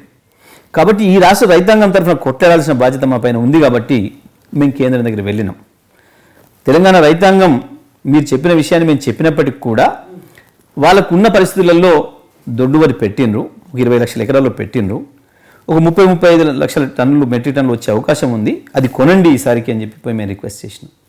మా ముఖ్యమంత్రి గారు అడిగినరు, మంత్రులు పంపినరు, అధికారులను పంపినరు, ఎందరం పోయినా వాళ్ళు పెడిచేమని పెట్టారు, వినలేదు. చివరికి ఈ దేశ ప్రజలకి ఢిల్లీ సాక్షిగా చెప్పి ఇగో ఈ కేంద్రం ఇంత దరిద్రపు వైఖరి అవలంబిస్తూ ఉంది, రైతాంగం పట్ల ఇంత దారుణంగా వ్యవహరిస్తూ ఉంది అని చెప్పి ప్రకటించి వచ్చి ఇక్కడ క్యాబినెట్ పెట్టి కొంత మనకు నష్టం జరిగినా సరే ఆ రైతాంగాన్ని కాపాడుకోవాలి, అమాయకంగా 20-25 లక్షల ఎకరాల్లో పెట్టినారు పాపం వాళ్ళు, అంత మించి వాళ్ళకి వేరే మార్గం లేని పరిస్థితుల్లో పెట్టినట్టున్నారు, తప్పకుండా మనమే ఆ నష్టాన్ని భరిద్దామని చెప్పి ముఖ్యమంత్రి గారి నిర్ణయం తీసుకొని వాళ్ళ ధాన్యాన్ని కొంటుంది మేము. ఈ పని ఈ దేశంలో ఈ రాష్ట్రం ఎవడు కూడా చేయలేదు గతంలో. కేంద్రం ద్రోహం చేసినా, కేంద్రం మోసం చేసినా, కేంద్రం తెలంగాణ రైతాంగం నోట్లో మట్టి కొట్టే పని చేసినా ఇవాళ రైతాంగాన్ని ఆదుకున్నది ముఖ్యమంత్రి గారు తప్ప, కేసీఆర్ గారు తప్ప ఇంకొకరు కాదు. ప్రతిదానికి ఎందుకు కేంద్రాన్ని కార్నర్ చేస్తున్నారు? విద్యుత్ కొనుగోలు విషయంలో కేంద్రాన్ని కార్నర్ చేస్తున్నారు, వడ్ల కొనుగోలు విషయంలో కేంద్రాన్ని కార్నర్ చేస్తున్నారు, నిధులు రావట్లేదు అనే విషయంలో కేంద్రాన్ని తప్పుపడుతున్నట్టే ప్రతిదానికి కేంద్రం మీద, మోడీ గారి మీద వేసి సెంటిమెంట్ మరొకసారి రాజేయాలనుకుంటున్నారా? కేంద్రం మీద వేయటమైంది కేంద్రమే చేస్తుంది కదా. చట్టం తెచ్చింది కేంద్రమే, రైతు చట్టాలు తెచ్చింది కేంద్రమే, విద్యుత్ చట్టాలు తెచ్చింది కేంద్రమే, ఒడ్లు కొనను నెగ్గొట్టింది కేంద్రమే. ఇవాళ తెలంగాణకు లోన్లు రాకుండా అడ్డుపడుతూ స్వయంగా బ్యాంకులకే ఫోన్లు చేసి మీరు ఇవ్వద్దు తెలంగాణకు అని చెప్పి కార్పొరేషన్ లోన్లను తీసుకొచ్చి ఎఫ్ఆర్బిఎం పరిధిలో కలిపి తెలంగాణ అభివృద్ధిని అడ్డుకోవాలని కుట్ర చేస్తుంది కేంద్రమే. కార్నర్ వాళ్ళు చేస్తారు, కార్నర్ మనం చేయలేము, ఎందుకంటే పయోడు వాడు. కార్నర్ చేసే శక్తి వాడికి ఉంటుంది, మనకు ఉండదు. పెద్దవాడికి ఉంటుంది తప్ప చిన్నవాడికి ఉండదు కార్నర్ చేసే శక్తి. వాడు ఇబ్బంది పెడుతున్నాడు, వాడు మీ తల మీద కొడుతున్నప్పుడు, మీ చెంప మీద కొడుతున్నప్పుడు మీరు అమ్మాని కూడా అనలేరా? అనరా? అనకూడదా? అదే జరుగుతుంది. ఎందుకు అంటే మంచి మాట అడిగారు ఇప్పుడు మీరు. ఇవాళ ఈ దేశంలో ఏదైనా ఒక రాష్ట్రం అభివృద్ధిలో ఉంది అని అంటే ఒక్క తెలంగాణ రాష్ట్రం, ఒకే ఒక్క తెలంగాణ రాష్ట్రం. దీనికి నేను మీకు ఒకటే సాక్ష్యం చెప్తే ఎక్కువ అవసరం లేదు. ఏదైనా ఒక అమావాస్య రోజు నాడు రాత్రి 7 గంటలకు ఒక విమానం తీసుకొని బయలుదేరితే ఈ దేశంలో మొత్తం దేశం తిరిగితే ఎక్కడైనా ఒక వెలుగులు కనపడతాయి అంటే ఒక్క తెలంగాణ రాష్ట్రంలో కనపడతాయి. తెలంగాణ రాష్ట్రం సరిహద్దులు ఎవరైనా చూడాలి, భౌగోళిక స్వరూపం చూడాలి అనుకుంటే అది మంచి సమయం.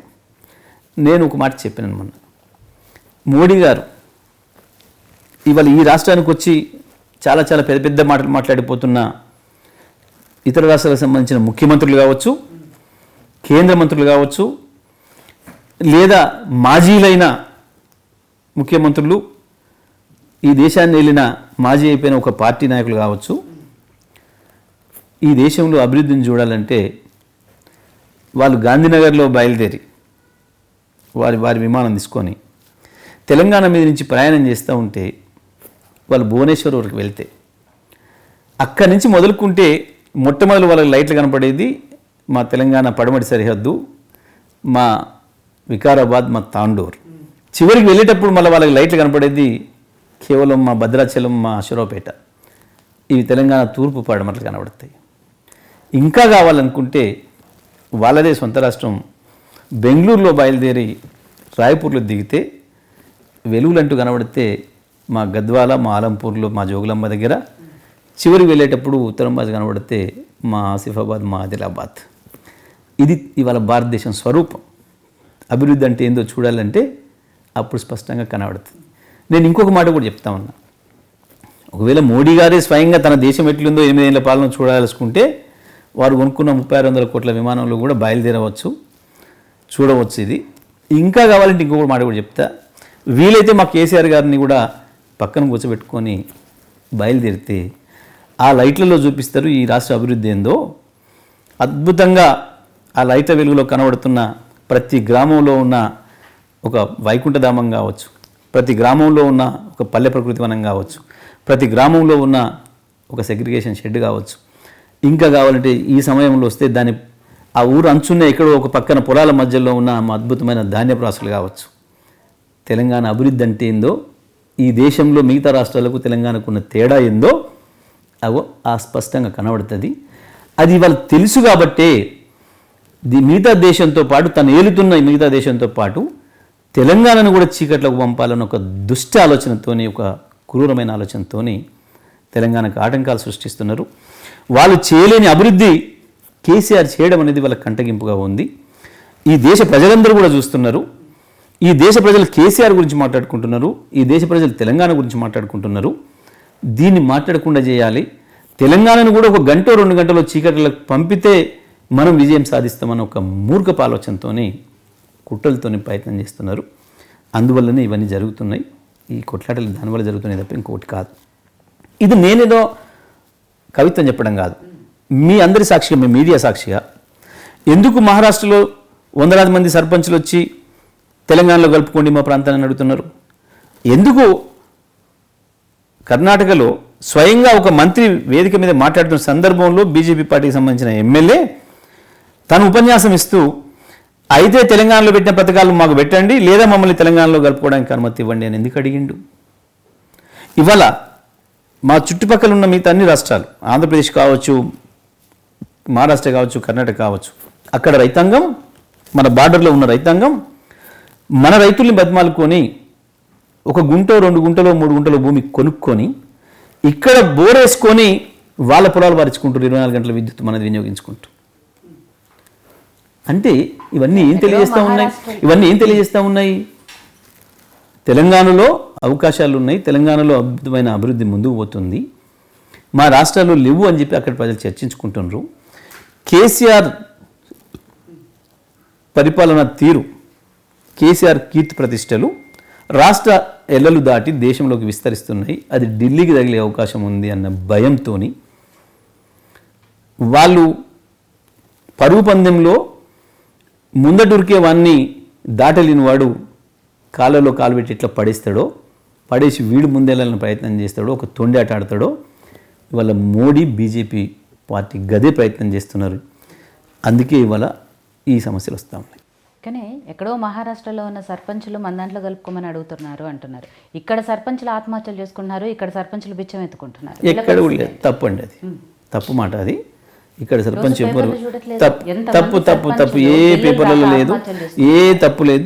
అది ఎంత తప్పుడు మాట అంటే ఏ ఒక్క సర్పంచ్ కూడా ₹1 బిల్ ఆగదండి. ఎందుకనంటే ఈ దేశం మొత్తంలో ప్రతి నెల టెన్షన్గా ఉద్యోగస్తుల జీతాలు ఎట్లా పోతున్నాయో అదే పద్ధతుల్లో గ్రామ పంచాయతీ నిధులు ఇస్తున్న ఏకైక రాష్ట్రం తెలంగాణ. గ్రామ పంచాయతీలకైనా మున్సిపాలిటీలకైనా ఏ రోజైనా చెక్ చేసుకోవచ్చు. ఈ దేశంలో ఏ రాష్ట్రంలో లేదు ఆ ఏర్పాటు, ఒక్క తెలంగాణలో మాత్రమే పోతూ ఉన్నాయి.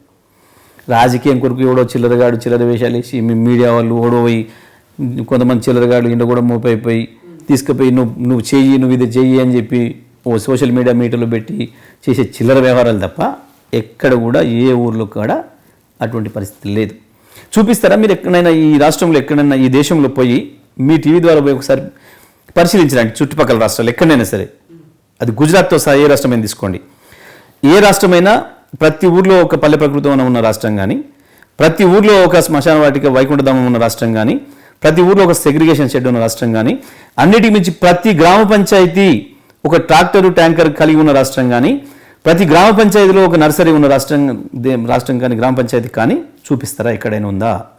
ఇవన్నీ నిధులు లేకుండా ఎట్లా సాధ్యమవుతుంది? నిధుల పంపింగ్ లేకుండా ఎట్లా సాధ్యమవుతుంది? చిల్లర వేషాలు తప్ప ఇవన్నీ కూడా పైన నాయకులు చిల్లరగా ఉన్నారు, కింద ఓనోగని అట్లా తయారు చేసేసి పెట్టేయడం తప్ప ఎక్కడ మీ సర్వేలో వచ్చిందా? ఎక్కడైనా ఎవడో చిల్లరగాడు మాట్లాడిన మాట తప్ప మీ ఏవో టీవీ సర్వేలు వస్తే ఒకసారి చూపించండి, వెళ్ళండి, ఒక ఊళ్ళలో వెళ్ళి వచ్చి ఇది పరిస్థితిని రిపోర్ట్ చేయండి. వాస్తవాలు ఏందో. ఉద్యోగస్తుల జీతాలు టెన్షన్గా వస్తున్నట్టే సర్పంచ్ నిధులు వస్తున్నాయి అన్నారు. అసలు ఉద్యోగస్తులకే జీతాలు రావట్లేదు. 1వ తారీఖు నుంచి 25వ తారీఖు వరకు వెళ్ళిపోయి వస్తున్నాయండి, ఏమి ఇబ్బంది లేదు. ఈ నెల కేంద్రం చేసిన కుట్రల వల్ల కొంచెం ఆలస్యమైంది వచ్చి తప్ప 8 సంవత్సరాలుగా ఈ దేశంలో అందరికంటే టెన్షన్గా ఇస్తున్నది ఏకైక తెలంగాణ ప్రభుత్వం తప్ప ఇంకొకరు కాదు. ఈ నెల స్పష్టంగా చెప్పినాం మేము, కేంద్రం కుట్ర చేస్తూ ఉంది, లేనప్పుల్ని తీసుకొచ్చి ప్రభుత్వ ఖాతాలో కలిపి ఒక దుర్మార్గమైన ప్రయత్నం చేసి తెలంగాణకు నిధులు ఆపాలని చూస్తూ ఉంది. ఆ విషయం స్పష్టంగా చెప్పినాం. కానీ దేశం మొత్తంలో ఇన్ని రాష్ట్రాల్లో ఒక్క తెలంగాణ తప్ప అసలు ఏ రాష్ట్రమూ బాగుపడలేదు అంటే ఎంతవరకు కరెక్ట్? అంటే అక్కడ ముఖ్యమంత్రులు ఎవరు పనిచేయట్లేదా? అక్కడ ప్రజలు ఎవరు వాళ్ళ జీవనం కొనసాగించట్లేదా? చెప్పండి, మీరే పోయి చూసి వచ్చి చెప్పండి ఏ రాష్ట్రంలో ఎంత గొప్పగా ఉందో. తెలంగాణ కంటే గొప్పగా పోతున్నాయి ఏమున్నాయో, తెలంగాణ కంటే తక్కువనే ఏమున్నాయో రిపోర్ట్ చేయొచ్చు, ఇబ్బంది ఏం లేదు. ఇప్పుడు నేను చెప్పినవన్నీ ఏ రాష్ట్రంలో చూపిస్తే తప్పకుండా ఒప్పుకోవాలి మనం కూడా. ఉన్నాయి. కొన్ని విషయాలలో తమిళనాడు కొంత మనకు ఆదర్శంగా ఉంది, కొన్ని విషయాల్లో కేరళ కొంత ఆదర్శంగా ఉంది, మనకంటే కొన్ని విషయాల్లో కొన్ని రంగాల్లో ముందు ఉన్నాయి. వాళ్ళని చూసి మనం కూడా తీసుకుంటున్నాం తప్పకుండా. విద్యా వైద్య రంగంలో కొంత కేరళ కావచ్చు, తమిళనాడు కావచ్చు, కొంత మనకంటే ముందున్నారు. ఇప్పుడు వాళ్ళ నుంచి మనం కూడా తీసుకుంటున్నాం స్ఫూర్తి. చాలా విషయాల్లో వాళ్ళని అధిగమించినాం మనం కేవలం 8 ఏళ్లలో. 8 ఏళ్లలో మనం చేసిన ప్రగతి మిగతా ఎవరు కూడా చేయలేకపోయారు. 8 ఏళ్ల నాడు మిగతా రాష్ట్రాలలో ఏముండే, ఇవాళ ఏముంది అనేది మొత్తం రాష్ట్రాల పరిస్థితి తీస్తే తెలిసిపోతుంది కదా.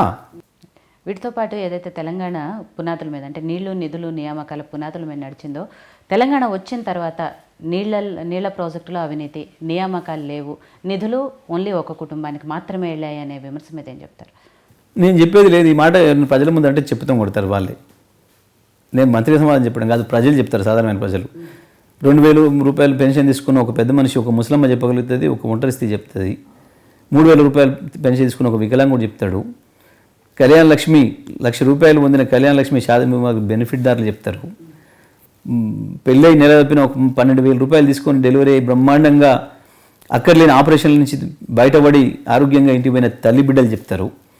అద్భుతంగా పండుతున్న పంట పొలాలు చెప్తాయి. 24 గంటల్లో విద్యుత్ పొందుతున్న రైతులు చెప్తారు. నీ పెరిగిన 1 కోటి ఎకరాల సాగు చెప్తుంది. వచ్చిన 40,000 ఇండస్ట్రీస్ చెప్తాయి. ఇన్ని వస్తాయి, ఇన్ని చెప్తాయి. ఉద్యోగాలు కూడా అత్యంత ఎక్కువ ఉద్యోగాలు సృష్టించింది ఒక తెలంగాణే.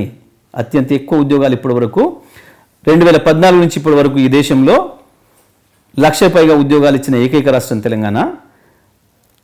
ప్రైవేట్ రంగంలో కూడా దాదాపు 18 నుంచి 20 లక్షల ఉద్యోగాలు సృష్టించింది తెలంగాణ. వ్యవసాయ రంగంలో దాదాపు 30 నుంచి 40 లక్షల మందికి పని కల్పించింది తెలంగాణ. పశు సంపదలో అద్భుతమైన విప్లవాన్ని తీసుకొచ్చింది. భారతదేశంలో ఇవాళ అత్యంత ఎక్కువ పశు సంపదను కలిగి ఉన్న రాష్ట్రం తెలంగాణ. ఇది తెలంగాణ అభివృద్ధి. అన్నిటికీ మించి తలసరి ఆదాయమే సాక్ష్యం కదా. భారతదేశంలో ఉన్న మిగతా అన్ని రాష్ట్రాలతో పోలిస్తే 140% తలసరి ఆదాయాన్ని పెంచిన ఏకైక రాష్ట్రం తెలంగాణ. ఇక ఇంతకుమించి ఇంకేం కావాలి లెక్కలు? ఇవి నేను చెప్పేవి కావు కదా, దేశ ఆర్థిక సంఘం చెప్పిన లెక్కలు కదా ఇవి. మిగతా రాష్ట్రాల్లో కూడా చెప్తున్న లెక్కలు వాళ్ళే చెప్తున్నారు. లెక్కలు వేరుంటున్నాయి, జరుగుతున్నాయి వేరుంటున్నాయి. మొన్న రాహుల్ గాంధీ గారు కూడా వరంగల్ సభలో మాట్లాడుతూ ఆయన చెప్పింది కూడా అదే కదా, రైతులకి చెప్పిన మాటలు ఏంటి, ఇప్పుడు జరుగుతున్నవి ఏంటి అనేది. పాపం రాహుల్ గాంధీ అంటే ఆయన అసలు ఏంటిది, ఆయన వాట్ ఇస్ హీ స్టేటస్ ఏంది అసలు? ఆయనకి ఈ దేశం గురించి ఏమైనా తెలుసా, ఈ రాష్ట్రం గురించి తెలుసా అసలు ఏమైనా? ఏం మాట్లాడిండో మీరే చూసినారు. తెల్లారి వచ్చింది బయటికి వీడియో. ఎయిర్పోర్ట్లో దిగిన దానికి ఆయన ఏ రాష్ట్రానికి పోతున్నాడో తెలియదు, ఏం మాట్లాడాలో తెలియదు. ఎయిర్పోర్ట్లో దిగిన తర్వాత అడిగి ఇప్పుడు ఏం చెప్పాలి మనం ఇక్కడ అడిగి రాసిస్తే పలికిన చిలక పలుకులు. ఈ రాష్ట్రంలో ఈ కురుస నాయకులు ఏం మాట్లాడుతారో గదే ఆయన మాట్లాడిపోయాడు. ఫస్ట్ ఇప్పుడు ఆయనకు అసలు ఆ చెప్పే అర్హత ఉందా అనేది ఒకటి, ఏ అర్హతతో చెప్పిండు అనేది ఇంకొకటి. ఎందుకనంటే ఒక పార్టీ నాయకుడిగా ప్రకటించేటప్పుడు తప్పకుండా తనకు ఒక హోదా ఉండాలి, చెప్పే అథెంటిసిటీ ఉండాలి. ఇవాళ రాహుల్ గాంధీ అనబడేడు పీసీసీ తరఫున చెప్పిండా, ఏఐసీసీ తరఫున చెప్పిండా? ఆయన ఏ హోదాలో ఉన్నాడు, ఏ హోదాలో వచ్చిండు, ఏ హోదాలో ప్రకటించిండు? ఎట్లా నమ్మాలి ఈ రాష్ట్ర ప్రజలు? ఈ రాష్ట్ర చాలామంది బుడుబుకలు వీళ్ళు వాళ్ళు వచ్చి మాట్లాడతారు. మనం బుడ్డరకాన్లు అంటాం, బుడుబుకలు కాదు బుడ్డరకాన్లు అంటాం, పగటి వేషగాన్లు బుడ్డరకాన్లు అంటాం. మస్తు ఉపన్యాసాలు ఇస్తుంటారు, వచ్చి ఏదో మాట్లాడిపోతుంటారు. ప్రజలకు అసలు విని నవ్వుకొని వదిలేస్తారు. అట్లనే రాహుల్ గాంధీ ఉపన్యాసం ఒకటి రాసిస్తే చదివిపోయిన చిలక పలుకులు తప్ప ఆయనకి ఏం తెలుసు అసలు? ఈ దేశ వ్యవసాయ రంగం గురించి ఏం తెలుసు? ఈ రాష్ట్రంలో వ్యవసాయం ఎంత అభివృద్ధి ఉందనే విషయం ఏం తెలుసు? ఈ రాష్ట్ర తలసరి ఆదాయం ఎట్లా పెరిగిందనే విషయం ఆయనకి ఏం తెలుసు? సింపుల్ ఒకటే మాట, ఇప్పటికీ మొన్నటిదాకా వాళ్ళ చేతిలో ఉన్న పంజాబ్ పోయింది. ఇప్పటికి కూడా ఛత్తీస్గఢ్ వాళ్ళ చేతుల్లో ఉంది. ఛత్తీస్గఢ్లో వ్యవసాయం పరిస్థితి ఏంది? 1000 రూపాయలకి ఎట్లా వస్తున్నాయి అక్కడి నుంచి ఒడ్లు మనకి? ఇంకొకటి ఆ పాలసీ అయితే ప్రకటించిండు. దేశం మొత్తానికా ఒక రాష్ట్రానికా? అది ఏఐసీసీ పాలసీయా, పీసీసీ పాలసీయా? ఆ ప్రశ్న మీరు అడగాలి, రిపోర్టర్ మిత్రులు అడగాలి. రాహుల్ గాంధీ గారు ప్రకటించిన పాలసీ దేశం మొత్తానికా ఒక రాష్ట్రానికా? ప్రకటిస్తే ఏ హోదాలో ప్రకటించిండు ఆయన? ఏఐసీసీ ఏదైనా కమిటీ వేసి ఆ కమిటీ తీర్మానంగా ప్రకటించిండా, లేదా ఏఐసీసీ అధ్యక్షురాలి అనుమతితో ప్రకటిస్తున్నా అని చెప్పిండా? ఎవరు నమ్మాలి, ఎట్లా నమ్మాలి ఆయన మాట్లాడిన మాటల్ని? ఇక ఆయన చేసిన ఆరోపణలు ఏం పసం ఉంది? ఆయన పిల్లకుక్కలు మాట్లాడింది ఆయన మురిగిండి తప్ప ఆయన కొత్తగా చెప్పింది ఏముందనిలా? 8 ఏళ్ళుగా ఈ రాష్ట్రంలో మొరుగుతున్నారో గవే మాటలు రాసిస్తే ఆయన చదివిపోయింది అంతే. రాహుల్ గాంధీ గారికి రాష్ట్రం గురించి తెలియదు, ఆయనకు హోదా లేదు కాబట్టి ఓకే ఆయన మాటలు పక్కన పెడదాం. ఇదే రాష్ట్ర నాయకులు అయితే మాట్లాడుతున్నారుగా, రేవంత్ రెడ్డి గారికి అయితే హోదా ఉంది, ఈ రాష్ట్రం గురించి తెలుసు కదా, కోమటిరెడ్డి గారికి తెలుసు కదా, వాళ్ళు మాట్లాడుతున్నవే కదా. వాళ్ళిద్దరు ఒకరి గురించి ఏం మాట్లాడినారు? ఒకరు సరే వాళ్ళ ఇంటర్నల్ ఎందుకు బహిరంగ చెప్పిండు? మీ అందరు సాక్షిగా 25 పెట్టి కోర్టు పెట్టి కొనుక్కొచ్చుకున్నాడు, చంద్రబాబు నాయుడుకి అప్పచెప్పారు, ఈ రాష్ట్రంలో కాంగ్రెస్ పార్టీని చెప్పింది ఆయన. ఒక పూట ఇది ఒక పూట అది చెప్తే ప్రజలు అనిపించాలా నమ్మడానికి?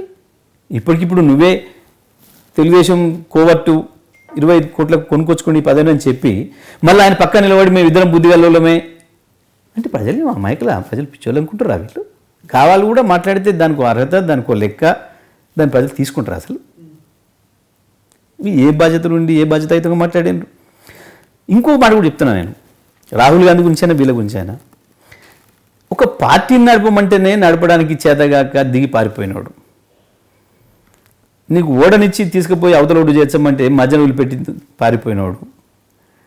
ఇక ఆయనకి ఈ దేశం గురించి రాష్ట్రం గురించి మాట్లాడడానికి అర్హత ఉందా? ఫస్ట్ ఇది నేను ఆరోపణ చేస్తలే, వాస్తవం కదా, మీ అందరి సాక్షి అయినా కదా, పారిపోయినాడు కదా దిగి నేను నడపలేని పార్టీనని. మళ్ళీ ఇవాళ ఏ హోదాతో వచ్చి మాట్లాడుతావు నువ్వు? ఇక గాయన ఎంబడి పెట్టుకొని వచ్చిన నాయకులు వీళ్ళెంత పెద్ద మునగాళ్ళు అనుకోవాలి మనం. ఇక గంత నేను రండాని అనను కానీ మధ్యం దిగి పారిపోయి నేను ఏమంటారు ప్రజలు? బాధ్యత చెప్తే నాకు వద్దని పారిపోయటం ఏమంటారు?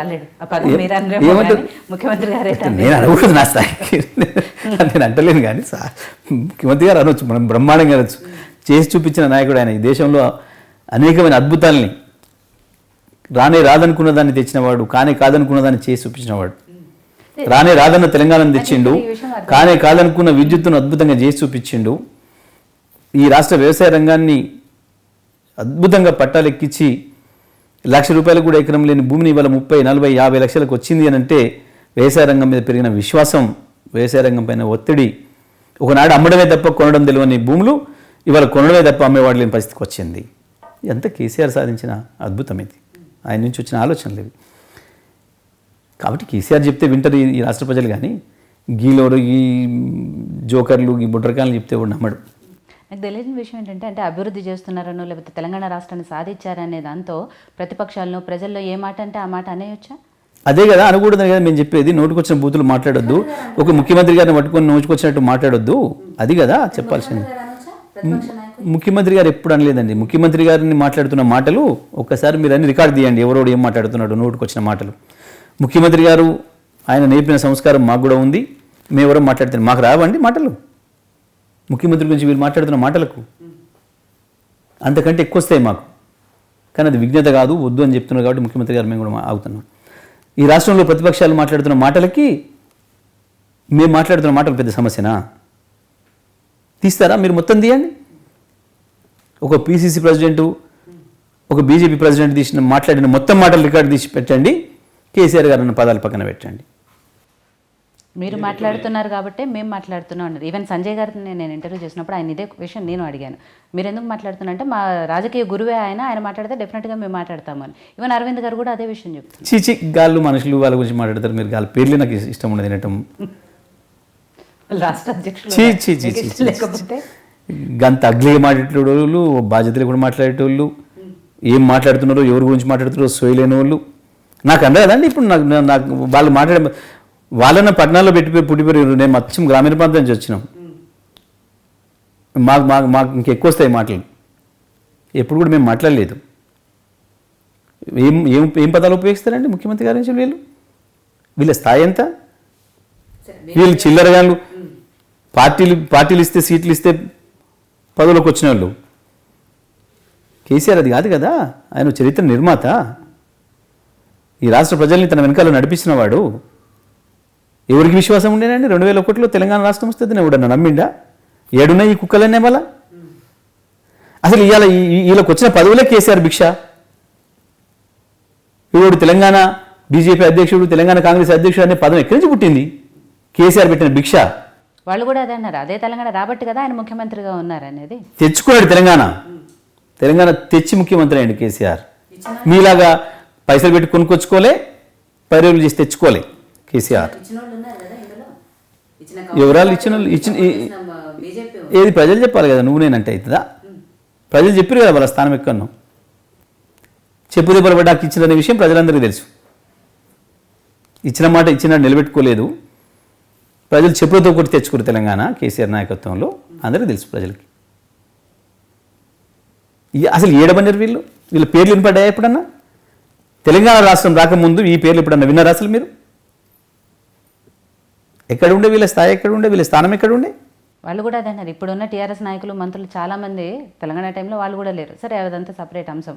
తెలంగాణను ఎవరైతే వ్యతిరేకించారో వాళ్ళు ఇప్పుడు ముఖ్యమైన మంత్రి పదవుల్లో ఉన్నారు అనేది కూడా వస్తున్నమాట. అవును, తీసుకున్నాం. మేము రాజకీయ పునరేకరణలో భాగంగా మీరు చేసే కుట్రల నుంచి ఈ రాష్ట్రాన్ని రక్షించడానికి అన్ని పార్టీలు వదిలేసి రండి ఇప్పటికైనా అని చెప్పి బహిరంగ పిలిపించి తీసుకున్నాం. మేము ఈ రాష్ట్రంలో రాజకీయ సుస్థిరత అవసరం, ఇంకా ఈ కుట్రలు, ఆంధ్రాల కుట్రలు ఇక్కడ సాగొద్దు, జాతీయ పార్టీల కుట్రలు ఇక్కడ సాగొద్దు, తెలంగాణ ప్రజల ప్రయోజనాలు కాపాడుకోవాలి, రాష్ట్రం తెచ్చుకున్న రాష్ట్రం యొక్క ఫలితాన్ని ప్రజలకు అందించాలంటే రాజకీయ సుస్థిరత కావాలి. కాబట్టి తెలంగాణ ద్రోహం చేసిన జెండాలు వదిలేయండి, కలిసి రండి అని చెప్పి మా ముఖ్యమంత్రి గారు ఇచ్చిన బహిరంగ పిలుపుతోనే వచ్చిండ్రు. తీసుకున్నాం అందరినీ, తప్పకుండా వాళ్ళ సేవలు వాడుకుంటున్నాం. చేస్తాం, మేము చెప్పి చేసినాం ఆ పని. ఇక ఇప్పుడు ప్రస్తుత రాజకీయాల విషయానికి వస్తే కేసీఆర్ గారు కానీ లేకపోతే టీఆర్ఎస్ మంత్రులు, ఎమ్మెల్యేలు, నాయకులు చాలామంది కూడా కొద్దిసేపు కాంగ్రెస్ పార్టీ గురించి మాట్లాడతారు, కొద్దిసేపు బీజేపీ గురించి మాట్లాడతారు. అసలు మీకు ప్రతిపక్షం అంటే ఎవరు ఈ రెండు పార్టీల్లో? అసలు మాకు ప్రతిపక్షమే లేదు ఈడ. వాస్తవానికి వాళ్ళు ఏదో పోటీ పట్టుకు వస్తారు. అవును, చేస్తాం, ప్రజలు చేస్తారు, మనం చేస్తే ఇద్దా? ప్రజలు కదా చేసేది, కాంగ్రెస్ నాయకులు మీరు కదా తీసుకున్నారు, ప్రజలు కదా నిర్ణయించేది, ఎమ్మెల్యేలు ప్రజలు కదా నిర్ణయించేది. వాళ్ళు కాంగ్రెస్ మీదే కదా గెలిచారు, గెలిచిన ఎమ్మెల్యేలు కదా మీరు తీసుకున్నారు. అవును, చట్టంలో ఉన్న దాని ప్రకారం వచ్చారు వాళ్ళు కూడా. చట్టంలో ఉన్న ప్రకారం మెజారిటీ ఎటు పోవాలో తీర్మానం చేసుకొని వచ్చిండ్రు. అసలు ఈ దేశంలో పార్టీల ఫిరాయింపు ప్రోత్సహించింది ఎవరండి? దీనికి ఆజులు రండి ఎవరు? ఆ చట్టం తెచ్చింది ఎవరు? అసలు ఫస్ట్ పార్లమెంటు తెచ్చిన సాక్ష్యం పార్లమెంటు తెచ్చిన చట్టం ప్రకారమే జరిగింది. ఆ చట్టం చేసింది మీరు, దాని ప్రకారం ప్రోత్సహించింది మీరు, అదే జరిగింది ఇక్కడ. ఈ దేశంలో కొత్తగా ఏం జరగలేదు, వింతేం జరగలేదు. మీ రెండు జాతీయ పార్టీలు అవలంబించిన విధానమే మేము కూడా అవలంబించినాం. తప్పకుండా మేము రాజకీయ సుస్థిరత కొరకు మేము దానికి అతీతంగా ఏం పోలే. తప్పకుండా రాజకీయ అభిప్రాయాలు మార్చుకునే అవకాశం ఉంది అని సుప్రీంకోర్టు 100 సార్లు చెప్పింది. పార్లమెంట్ చేసే చట్టం కూడా అదే చెప్పింది. దాని ప్రకారమే నడుస్తున్నారు. సో ఇప్పుడు అసలు ప్రతిపక్షమే లేదని మీరు అంటున్నారు. ఒక పార్టీ ఉన్నదా లేదా అని నిర్ణయించేది ప్రజలు అల్టిమేట్గా. 2014 నుంచి 18 వరకు ఇట్లాంటి పనికిమాల పసలేని ఆరోపణలు, అర్థం లేని ఆరోపణలు చేసిండ్రు. ఇవే బూతులు వాగిండ్రు. ప్రజలు కర్రు కాల్చి వాత పెట్టిండ్రు. మాకు ఇంకా అధికంగా సీట్లు ఇచ్చిండ్రు. వీళ్ళందరూ ఏ వాగుడు వాగిండ్రు. అప్పుడు వీళ్ళన్నీ వాగుతుండగానే ప్రజలు వినే టీఆర్ఎస్కు 63 నుంచి 88 సీట్లు ఇచ్చిండ్రు. ఇప్పుడు మళ్ళీ అదే పద్ధతుల్లో గతంలో ఉన్నదానికంటే కూడా ఎక్కువ సీట్లతో ప్రజలు టీఆర్ఎస్ని ఆశీర్వదిస్తారు తప్ప గీళ్ళని ఎవరు పట్టించుకోరు. వీళ్ళ బాధ్యతలు ఎంతో తెలుసు వాళ్ళకు, వీళ్ళ బరువు ఎంతో తెలుసు, వీళ్ళ స్థాయి ఏందో కూడా తెలుసు ప్రజలకి. మీడియాలో ఎవరిదైనా ఒకటే వస్తుంది కాబట్టి వినబడితే వినపడుతుండొచ్చు గొంతు 4 రోజులు, కానీ ఇది ప్రజలకేం వినపడతలేదు మైకులలో తప్ప. వీళ్ళ మాట ప్రజలకేం వినపడతలేదు. ప్రతిపక్షం లేదు అని మీరు అన్నారు, కానీ అసలు మేము అధికారంలోకే వస్తాము అని ఆ రెండు పార్టీలు పోటీ పడుతున్నాయి. పోయినసారి చెప్పలేదా? 2018లో కూడా చెప్పారు కదా అదే మాట. 2018లో బీజేపీ ఇంతగా చెప్పలేదు, కాంగ్రెస్ పార్టీ ఉండేటప్పుడు కానీ, బట్ బీజేపీ అంతగా లేదు. ఇప్పుడు కదా వాళ్ళు చెప్తున్నారు స్ట్రాంగ్గా. చెప్పుకుంటారు మరి, వాళ్ళు కాంగ్రెస్ కంటే మేము ఎక్కువని వాళ్ళు అంటున్నారు, లేదు మేము ఎక్కువని వీళ్ళు అనుకుంటున్నారు. మాకు ప్రధాన ప్రతిపక్షంగా ఉండాలనేది వాళ్ళ ప్రయత్నం. చూద్దాం ప్రజలు ఎవరు నిర్ణయిస్తారు. మాకు ప్రధాన ప్రతిపక్షంగా ఉండాలి అనేది వాళ్ళ ఆలోచన. అధికార పక్షంలోకి వచ్చే అవకాశం ఎవరికి లేదు ఇక్కడ ఈ రాష్ట్రంలో, సాధ్యం కాని విషయం. కానీ ఎవరు 4 ఓట్లు ఎక్కువ తెచ్చుకుంటాం, 4 సీట్లు ఎక్కువ తెచ్చుకుంటాం అనేది పోటీలో ఉన్నారు ఇప్పుడు వాళ్ళంతే. ప్రతిపక్ష హోదాలోకి రావడానికి వాళ్ళు పోటీ పడుతున్నారు అంటున్నారు. అసలు అధికారంలో మీరు ఉంటారా లేదా అనేది చూసుకోవాలి అనేది. ఎందుకంటే ప్రశాంత్ కిషోర్ గారిని పిలిపించుకొని సర్వే చేసుకున్న దాంట్లో 23 సీట్లు వచ్చాయి టీఆర్ఎస్ ఎమ్మెల్యే. ఎవరు చెప్పారు మీకు? Who told you? Prashant Kishor గారి సర్వేలో అదే ఎవరు చెప్పారు అంటే, అసలు ప్రశాంత్ కిషోర్ అంటే ఆయన సర్వే చేసిండని కానీ, ఆయన ఇన్ని సీట్లు అని చెప్పిండని కానీ ఎవడు చెప్పాడు? Who declared? ప్రశాంత్ కిషోర్ చెప్పిండా? మేము టీఆర్ఎస్ పార్టీ అధ్యక్షులు చెప్పిండా? ఎవరు చెప్పిండ్రు? మీకు మీరు ఎవరో ఊహించుకొని మాట్లాడుకుంటే దానికి ఏముంటుంది? మేము కూడా అంటున్నాం, బీజేపీకి 0, కాంగ్రెస్కి 0 అని చెప్పిండు. 112 మాకు 7 ఎంఐఎంకి వస్తాయని చెప్పిండని మేము కూడా అంటున్నాం. ఏముంటుంది దాంట్లో? వాళ్ళకి ఇద్దరికి కూడా 100 సీట్లలో డిపాజిట్లు రావు అని కూడా చెప్పిండు అంటాం. ఏముంటుంది దాంట్లో? అది కాదు కదా, ఎవరో ఎవరు చెప్పాలి అధికారికంగా. మొత్తాన్ని వాళ్ళు మాట్లాడేస్తే అయిపోతుందా? కిషోర్ గారిని పిలిపించి సర్వే చేయించుకున్న మాట అయితే వాస్తవమే కదా? కాదు, మేమేం చెప్పలేదే. మేమేం చెప్పలేదే. ప్రశాంత్ కిషోర్ గారు సర్వే చేశారని కేసీఆర్ గారే కదా చెప్పారు. చెప్పలేదు. నెక్స్ట్ మా పార్టీకి ఐపాక్ టీం కూడా పనిచేయబోతుందని కదా. ఐపాక్ టీం పనిచేస్తుందని చెప్పారు. చేసిన రోజు మేమేం చెప్పలేదు. ఐపాక్ టీం మాకు పనిచేస్తుంది అని చెప్పినాం. చేస్తాం, ఏముంది అట్లా ఇంకా చాలా చేస్తున్నాం, చాలా సర్వేలు చేస్తాం. ఏ పార్టీ ఏం చేస్తాం, మేమేం చేస్తాం, పెద్ద దాంట్లో ఆశ్చర్యం ఏముంది. మోడీ చేయించుకున్నాడు, సోనియా గాంధీ చేయించుకుంది. మేము వాళ్ళ లెక్క మా పార్టీలో చేరుతారని చెప్పి ప్రకటించుకొని తెల్లవారి ప్రజల ముందర పరుగు తీసుకోలేము. మేము బహిరంగంగా మాకు ఒప్పందం కుదిరినాక చేయించుకుంటామని చెప్తాం. ఏముంది పెద్ద దాంట్లో. ఆయన ప్రశాంత్ కిషోర్ కావచ్చు, వెంకట కిషోర్ కావచ్చు, ఇంకో కిషోర్ కావచ్చు, ఎవరో చేస్తారు. అట్లా చాలా మందితో చేస్తున్నాం. అందులో ఆయన ఒకటి ఉంటాడు. ఏముంది దానిలో. కాదానికి సర్వేలు ఓట్లు మార్చవు కదా. సర్వేలు అనేది ఏముంది, ప్రజల్లో పల్స్ చెప్పడానికి అంతే తప్ప అనుకూలంగా లేదని కదా. అనుకూలంగా ఉంది లేదు కాదు కదా. ఇదే తెలియలేని మాటలు ఇక్కడ వీళ్ళు మాట్లాడేది. సర్వేలు అనేది చేయించుకోవడం అనేది సహజ విషయం. అది ప్రభుత్వం చేస్తుంది, ప్రతిపక్ష పార్టీ చేస్తుంది. వీళ్ళ చేతగాక సర్వే కాదు పార్టీలే చేయమని అడిగారు. మా పార్టీని మేము నడిపే పరిస్థితి లేదు, దిక్కు లేదు మాకు, మా రాహుల్ గాంధీతో కావట్లేదు, రమ్మని వీళ్ళు బతిరేయడానికి కాళ్ళు మొక్కారు. ఆయన ఈ చెత్త పార్టీని లేపడం నాతో కాదు, ఇది స్కెల్టన్గా మారింది, దీన్ని లేపనని చెప్పి వీళ్ళు వచ్చినా అని చెప్పిండ్రు. ఇది కళ్ళ మీద కనబడుతుంటే ఇంకోటి ఏదో మాట్లాడుతుంటే వాళ్ళు ఎవరో చెప్పుకోలేండి. జరిగింది అది.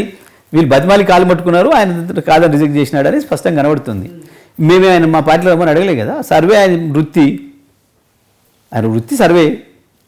ఆ వృత్తి సేవలు వినియోగించుకుంటున్నాం. ఏముందులో ఇవాళ మీ మీడియా ఉంది, మీ మీడియాను కూడా మేము వినియోగించుకుంటాం, మా ప్రచారానికి మేము వినియోగించుకుంటాం. సహజమైన విషయం. ఒక పేపర్ ఉంది, అడ్వర్టైజ్మెంట్ వేస్తాం. మీ టీవీ ఉంది, అడ్వర్టైజ్మెంట్ వేస్తాం. లైక్ థింగ్ అట్లా అదొకటి. రాజకీయ పార్టీ ప్రచారంలో రకరకాల పద్ధతుల్లో ఉంటాయి. అందులో ఒకటి ఏమిటి, దాంట్లో పెద్ద ఆశ్చర్యం ఏముంది దానికి.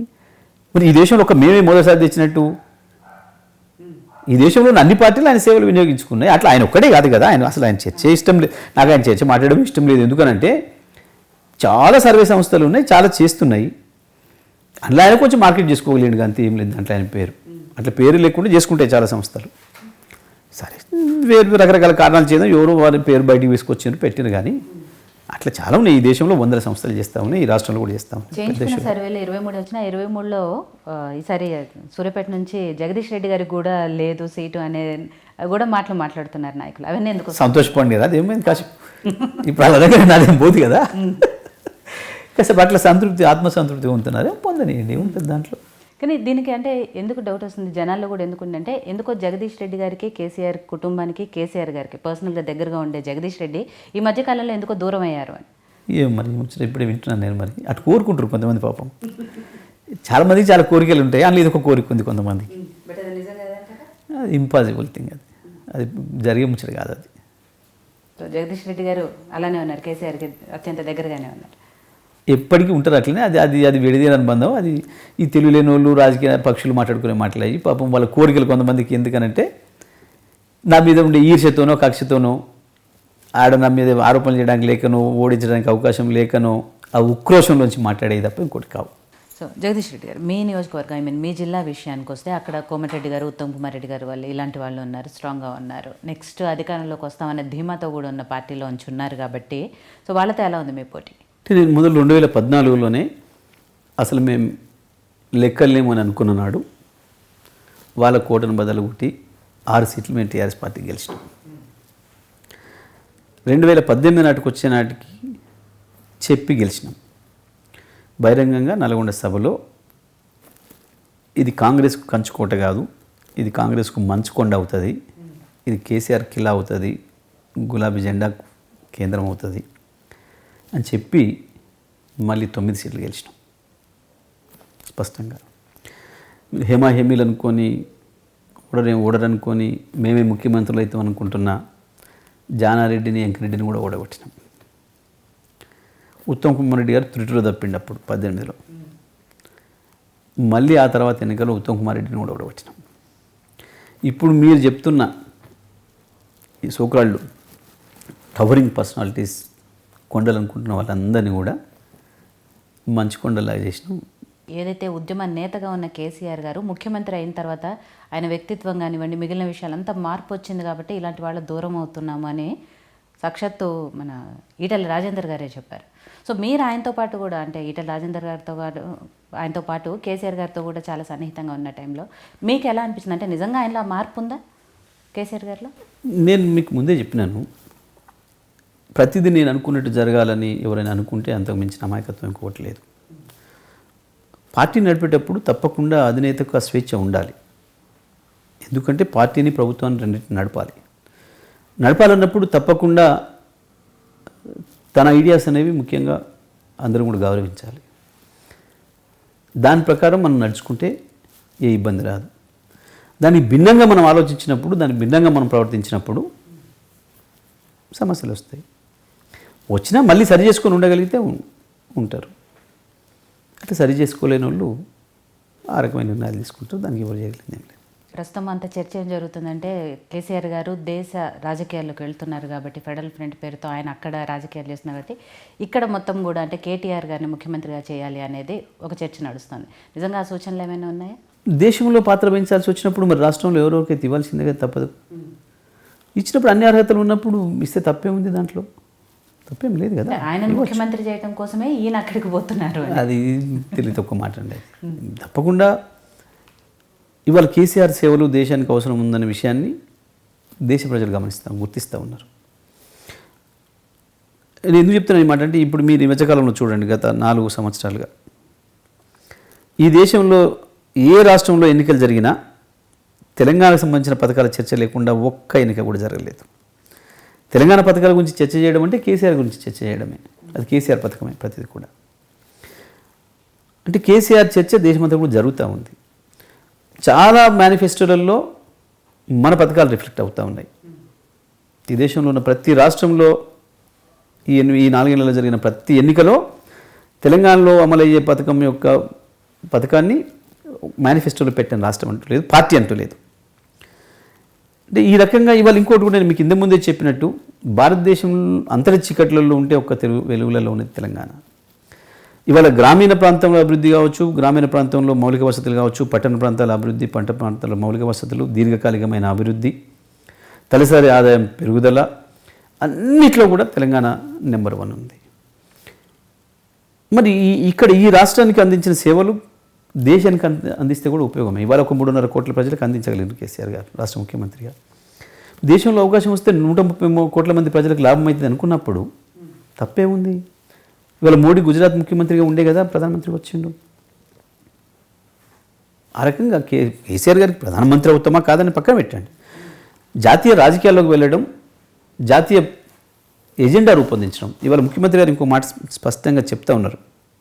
ఈ పత్రికలలో వాళ్ళు ఏదో ఊహించి రాసినట్టు కాకుండా, ఏదో ఫ్రంట్లు కట్టాలి, వీళ్ళ సమావేశాలు చేయాలి, వాళ్ళ సమావేశాలు చేయాలి కాదు. నా ఎజెండా మారిన ఆర్థిక పరిస్థితులకు అనుకూలంగా, మారిన సామాజిక పరిస్థితులకు అనుకూలంగా, మారిన ప్రపంచ ఆలోచనలకు అనుకూలంగా కొత్త తరం ఏదైతే వచ్చిందో వాళ్ళ ఆకాంక్షలకు సరిపోయే పద్ధతుల్లో ఒక ఎజెండా రావాలి, ఒక ఆర్థిక నమూనా రావాలి, దాన్ని రూపొందించుకోవాలి ఈ దేశం. ఇప్పుడు మళ్ళీ రీఓరియంటేషన్, రీఇన్వెన్షన్ కావాలి అనేది కేసీఆర్ గారి స్లోగన్. ఇవ్వాలి ఈ మూస పద్ధతిలో ఈయన ఎక్కించి ఆనందించి, ఆయన ఎక్కించి ఈనందించడం అనేది కాదు ఈ దేశ ప్రజల ముందున్న తక్షణ కర్తవ్యం. ఒక ప్రత్యామ్నాయ ఎజెండా రావాలి, ఒక కొత్త ఎజెండా రావాలి. అది అభివృద్ధి చెందుతున్న దేశాల నుంచి మనం తీసుకోవాలి. తప్పకుండా ఎవరెవరు ఏ నమూనాను తీసుకోవడం ద్వారా విజయం సాధించారు ఈ ప్రపంచంలో, ఆ నమూనాలన్నిటి తీసుకొని మన పద్ధతిలో, మనకు అనుకూలమైన పద్ధతిలో మనం ఒక నమూనాను తయారు చేసుకోవాలి. ఆ రకంగా ఈ దేశ ప్రజల ముందట ఒక ప్రత్యామ్నాయ ఎజెండాను పెట్టాలనుకుంటున్నా అని చెప్పి స్పష్టంగా చెప్పారు. ఇప్పుడు ఆ పనిలో ఉన్నారు. నిజమే, అటువంటి అవకాశమే లభించినప్పుడు ఇక్కడ పెడతారు, పెద్ద ఇష్యూ ఉంది దానికి. ఇంకోటి ఏంటంటే, మంత్రిగా ఆయన నిరూపించుకున్నాడు బ్రహ్మాండంగా. అద్భుతమైన తనకిచ్చిన శాఖలలో బ్రహ్మాండమైన విజయాల్ని నమోదు చేసిండు. ఇవాళ పురపాలక శాఖకు సంబంధించి తీసుకుంటే ప్రపంచంలో ఎక్కడ లేని విధంగా ఆ అభివృద్ధి చెందిన దేశాలు అనుకుంటున్న దేశాలలో పట్టణాల అభివృద్ధి ఎట్లా ఉందో ఇవాళ దానికి పోలి పద్ధతిలో, దాన్ని మించిన పద్ధతిలో ఇవాళ పట్టణాల అభివృద్ధి విషయంలో కేటీఆర్ గారు తీసుకున్న నిర్ణయాలు చాలా బ్రహ్మాండంగా ప్రజలకు సేవనిస్తూ ఉన్నాయి. హైదరాబాద్ నగరాన్ని కూడా ఆ స్థాయిలో మనం ముందు తీసుకుపోతూ ఉన్నారు. తనకి ఇండస్ట్రియల్ శాఖ ఇస్తే బ్రహ్మాండంగా టీఎస్ ఐపాస్ తీసుకొచ్చి వాళ్ళ ప్రపంచంలోనే అత్యంత అద్భుతమైన పాలసీగా దానికి ఒక పేరు తీసుకొచ్చారు. తెలంగాణ పదమే తెలియని దేశాలు ఇవాళ తెలంగాణ గురించి మాట్లాడుకుంటున్నాయి. ఇండియాకు వస్తే ఎవరైనా తెలంగాణకు పోవాలి, ఇండియాకు వస్తే హైదరాబాద్ను చూసి రావాలి అన్న పరిస్థితికి ఇవాళ ప్రపంచం అంతా వచ్చింది. వీటన్నిటి కూడా కేటీఆర్ గారు చేయగలిగారు.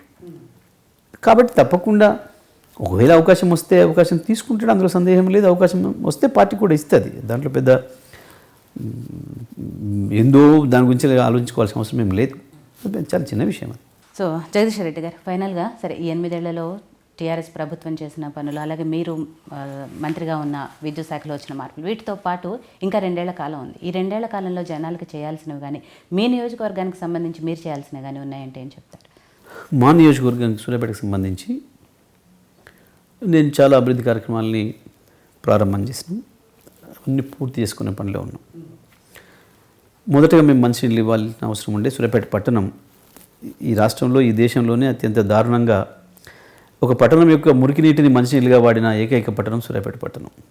హైదరాబాద్ డ్రైనేజ్ వాటర్ను మేము మంచినీళ్ళుగా వాడినాం 30 ఏళ్ళు. ఇవాళ ఆ దుస్థితి నుంచి బయటపడి మంచినీళ్ళు తీసుకొచ్చుకున్నాం. బ్రహ్మాండంగా ఇవాళ కృష్ణా నీళ్ళు తాగుతూ ఉన్నాం. ప్రతిరోజు నీళ్ళు ఇచ్చుకుంటా ఉన్నాం. ముఖ్యమంత్రి గారు మాకు ఎన్నికల ముందే హామీ ఇచ్చిండ్రు. ఇచ్చిన పద్ధతుల్లో బ్రహ్మాండంగా గోదావరి నీళ్ళు తీసుకొచ్చినాం. ఇవాళ ప్రతి ఎకరం సాగు చేస్తూ ఉన్నాం. జిల్లా చేసుకున్నాం. మెడికల్ కాలేజ్ తీసుకొచ్చుకున్నాం. రోడ్ల వెడల్పు ఒక సమస్య ఉండే పట్టణంలో. రోడ్ల వెడల్పు కూడా కార్యాచరణ ప్రారంభించినాం. దురదృష్టవశాత్తు కోర్టు స్టేతోని ఆగి ఉన్నది. తొందరలోనే అది కోర్టు స్టే కూడా వెకేట్ అయ్యి అది ఒకటి పూర్తి చేసుకోవాల్సిన అవసరం ఉంది. కొంత ఇంకా అంతర్గత రోడ్లకు సంబంధించి కొంత కార్యక్రమం పట్టణంలో చేసుకోవాల్సిన అవసరం ఉంది. అట్లాగే కలెక్టరేట్లు, జిల్లా పోలీస్ కార్యాలయాలు పూర్తి చేసుకొని వాటిని కూడా ప్రారంభించుకొని ప్రజలకు అందుబాటులో తేవాల్సిన అవసరం ఉంది. దేశంలోనే ఎక్కడ లేని విధంగా సూర్యాపేటలో ఒక మోడల్ మార్కెట్ నిర్మాణం చేయడం జరిగింది. Veg and non veg market. అది కూడా పూర్తి చేసుకొని అది కూడా ప్రజలకు అందుబాటులో తేవాల్సిన అవసరం ఉంది. ప్రత్యేకించి దళిత బంధు కార్యక్రమం ఏదైతే ఉందో దాన్ని కూడా తీసుకెళ్ళి ప్రజలకు అందించాల్సిన అవసరం ఉంది. సరైన పద్ధతుల్లో ప్రభుత్వం ఇచ్చే మిగతా అన్ని సంక్షేమ కార్యక్రమాలను కూడా సజావుగా తీసుకెళ్ళి ముందుకు తీసుకెళ్తాం. సూర్యాపేట ప్రజలకి మేము ఎంత హామీ ఇచ్చినామో, నేను కానీ ముఖ్యమంత్రి గారు కానీ ఇచ్చిన ప్రతి హామీని నెరవేర్చినాం, ప్రారంభం చేసినాం. వాటన్నిటి కూడా పూర్తి చేసి ఫలితాలు అందించే అవసరం ఉంది. తప్పకుండా అది చేస్తాం. రాష్ట్రానికి సంబంధించి, డిపార్ట్మెంట్కి సంబంధించి బ్రహ్మాండంగా అత్యంత ఎక్కువ విజయం సాధించిన డిపార్ట్మెంటు విద్యుత్ శాఖనే, అందులో సందేహం లేదు. 24 గంటలు అన్ని రంగాల విద్యుత్ వినియోగదారులకు నాణ్యమైన విద్యుత్తునిస్తూ 24 గంటలు రైతాంగానికి ఉచిత విద్యుత్తునిస్తున్న డిపార్ట్మెంట్గా కూడా ఉంది. ఇంకా డిమాండ్ ఊహించిన దానికంటే ఎక్కువ పెరుగుతూ ఉంది రోజు రోజుకి. వాస్తవానికి ప్రతి సంవత్సరం కూడా ఎక్కడైనా 10% అభివృద్ధిని అంచనా వేసి ముందుకు పోతారు ఎవరైనా సరే, ఎక్కడైనా సరే. డిమాండ్ ఇక్కడ కూడా 10% ఉంటుందని అంచనాతోనే మేము వచ్చినాం. కానీ ఈ సంవత్సరం అనూహ్యంగా 30% డిమాండ్ అదనంగా వచ్చింది ఈ ఎండాకాలం పర్టికులర్గా. అయినా మేము మీట్ కాగలిగినాం. మేము వచ్చే ఈ 2 సంవత్సరాల కాలంలో కూడా దానికి సరిపోయే పద్ధతుల్లో మేము అంచనా వేసుకొని విద్యుత్తును కొనుగోలు కానీ, దానికి ట్రాన్స్మిషన్ కానీ, డిస్ట్రిబ్యూషన్ కానీ కావాల్సిన పద్ధతుల్లో ఈ వ్యవస్థలన్నింటినీ కూడా ఇంప్రూవ్ చేసుకోవాల్సిన అవసరం ఉంది. మేము ప్రారంభించుకున్న యాదాద్రి పవర్ ప్లాంట్ను కూడా పూర్తి చేసుకోవడం, ఇంకా కొంత సోలార్ విద్యుత్తును కూడా పెంచుకోవడం, దీన్ని మిగులు విద్యుత్ రాష్ట్రంగా తయారు చేసుకోవాలని చెప్పి ముఖ్యమంత్రి గారి కళ. దాన్ని నెరవేర్చుకోవడం కావాల్సిన పద్ధతుల్లో మా కార్యక్రమాలు ఉన్నాయి. దాన్ని ఆ కార్యాచరణలోకి తీసుకొచ్చి మా ప్రణాళికల్ని పూర్తి చేసుకోవడం అనేది మా ముందున్న కర్తవ్యం. So thank you Jagadish Reddy గారు, టైం ఇచ్చి మాతో మాట్లాడినందుకు. ఇలానే మంత్రిగా మీరు ఏవైతే బాధ్యతలు నిర్వర్తిస్తున్నారో నియోజకవర్గ ప్రజలకు కూడా మీ నుంచి ఇంకా మంచి మంచి సేవలు అందాలని చెప్పి మనస్ఫూర్తిగా కోరుకున్నాను అండి. Thank you so much. Thank you. ఇదే ఇవాళ టైమ్ టు టాక్. మరో గెస్ట్తో టైమ్ టు టాక్లో మళ్ళీ కలుద్దాం. చూస్తూనే ఉండండి యోయో టీవీ.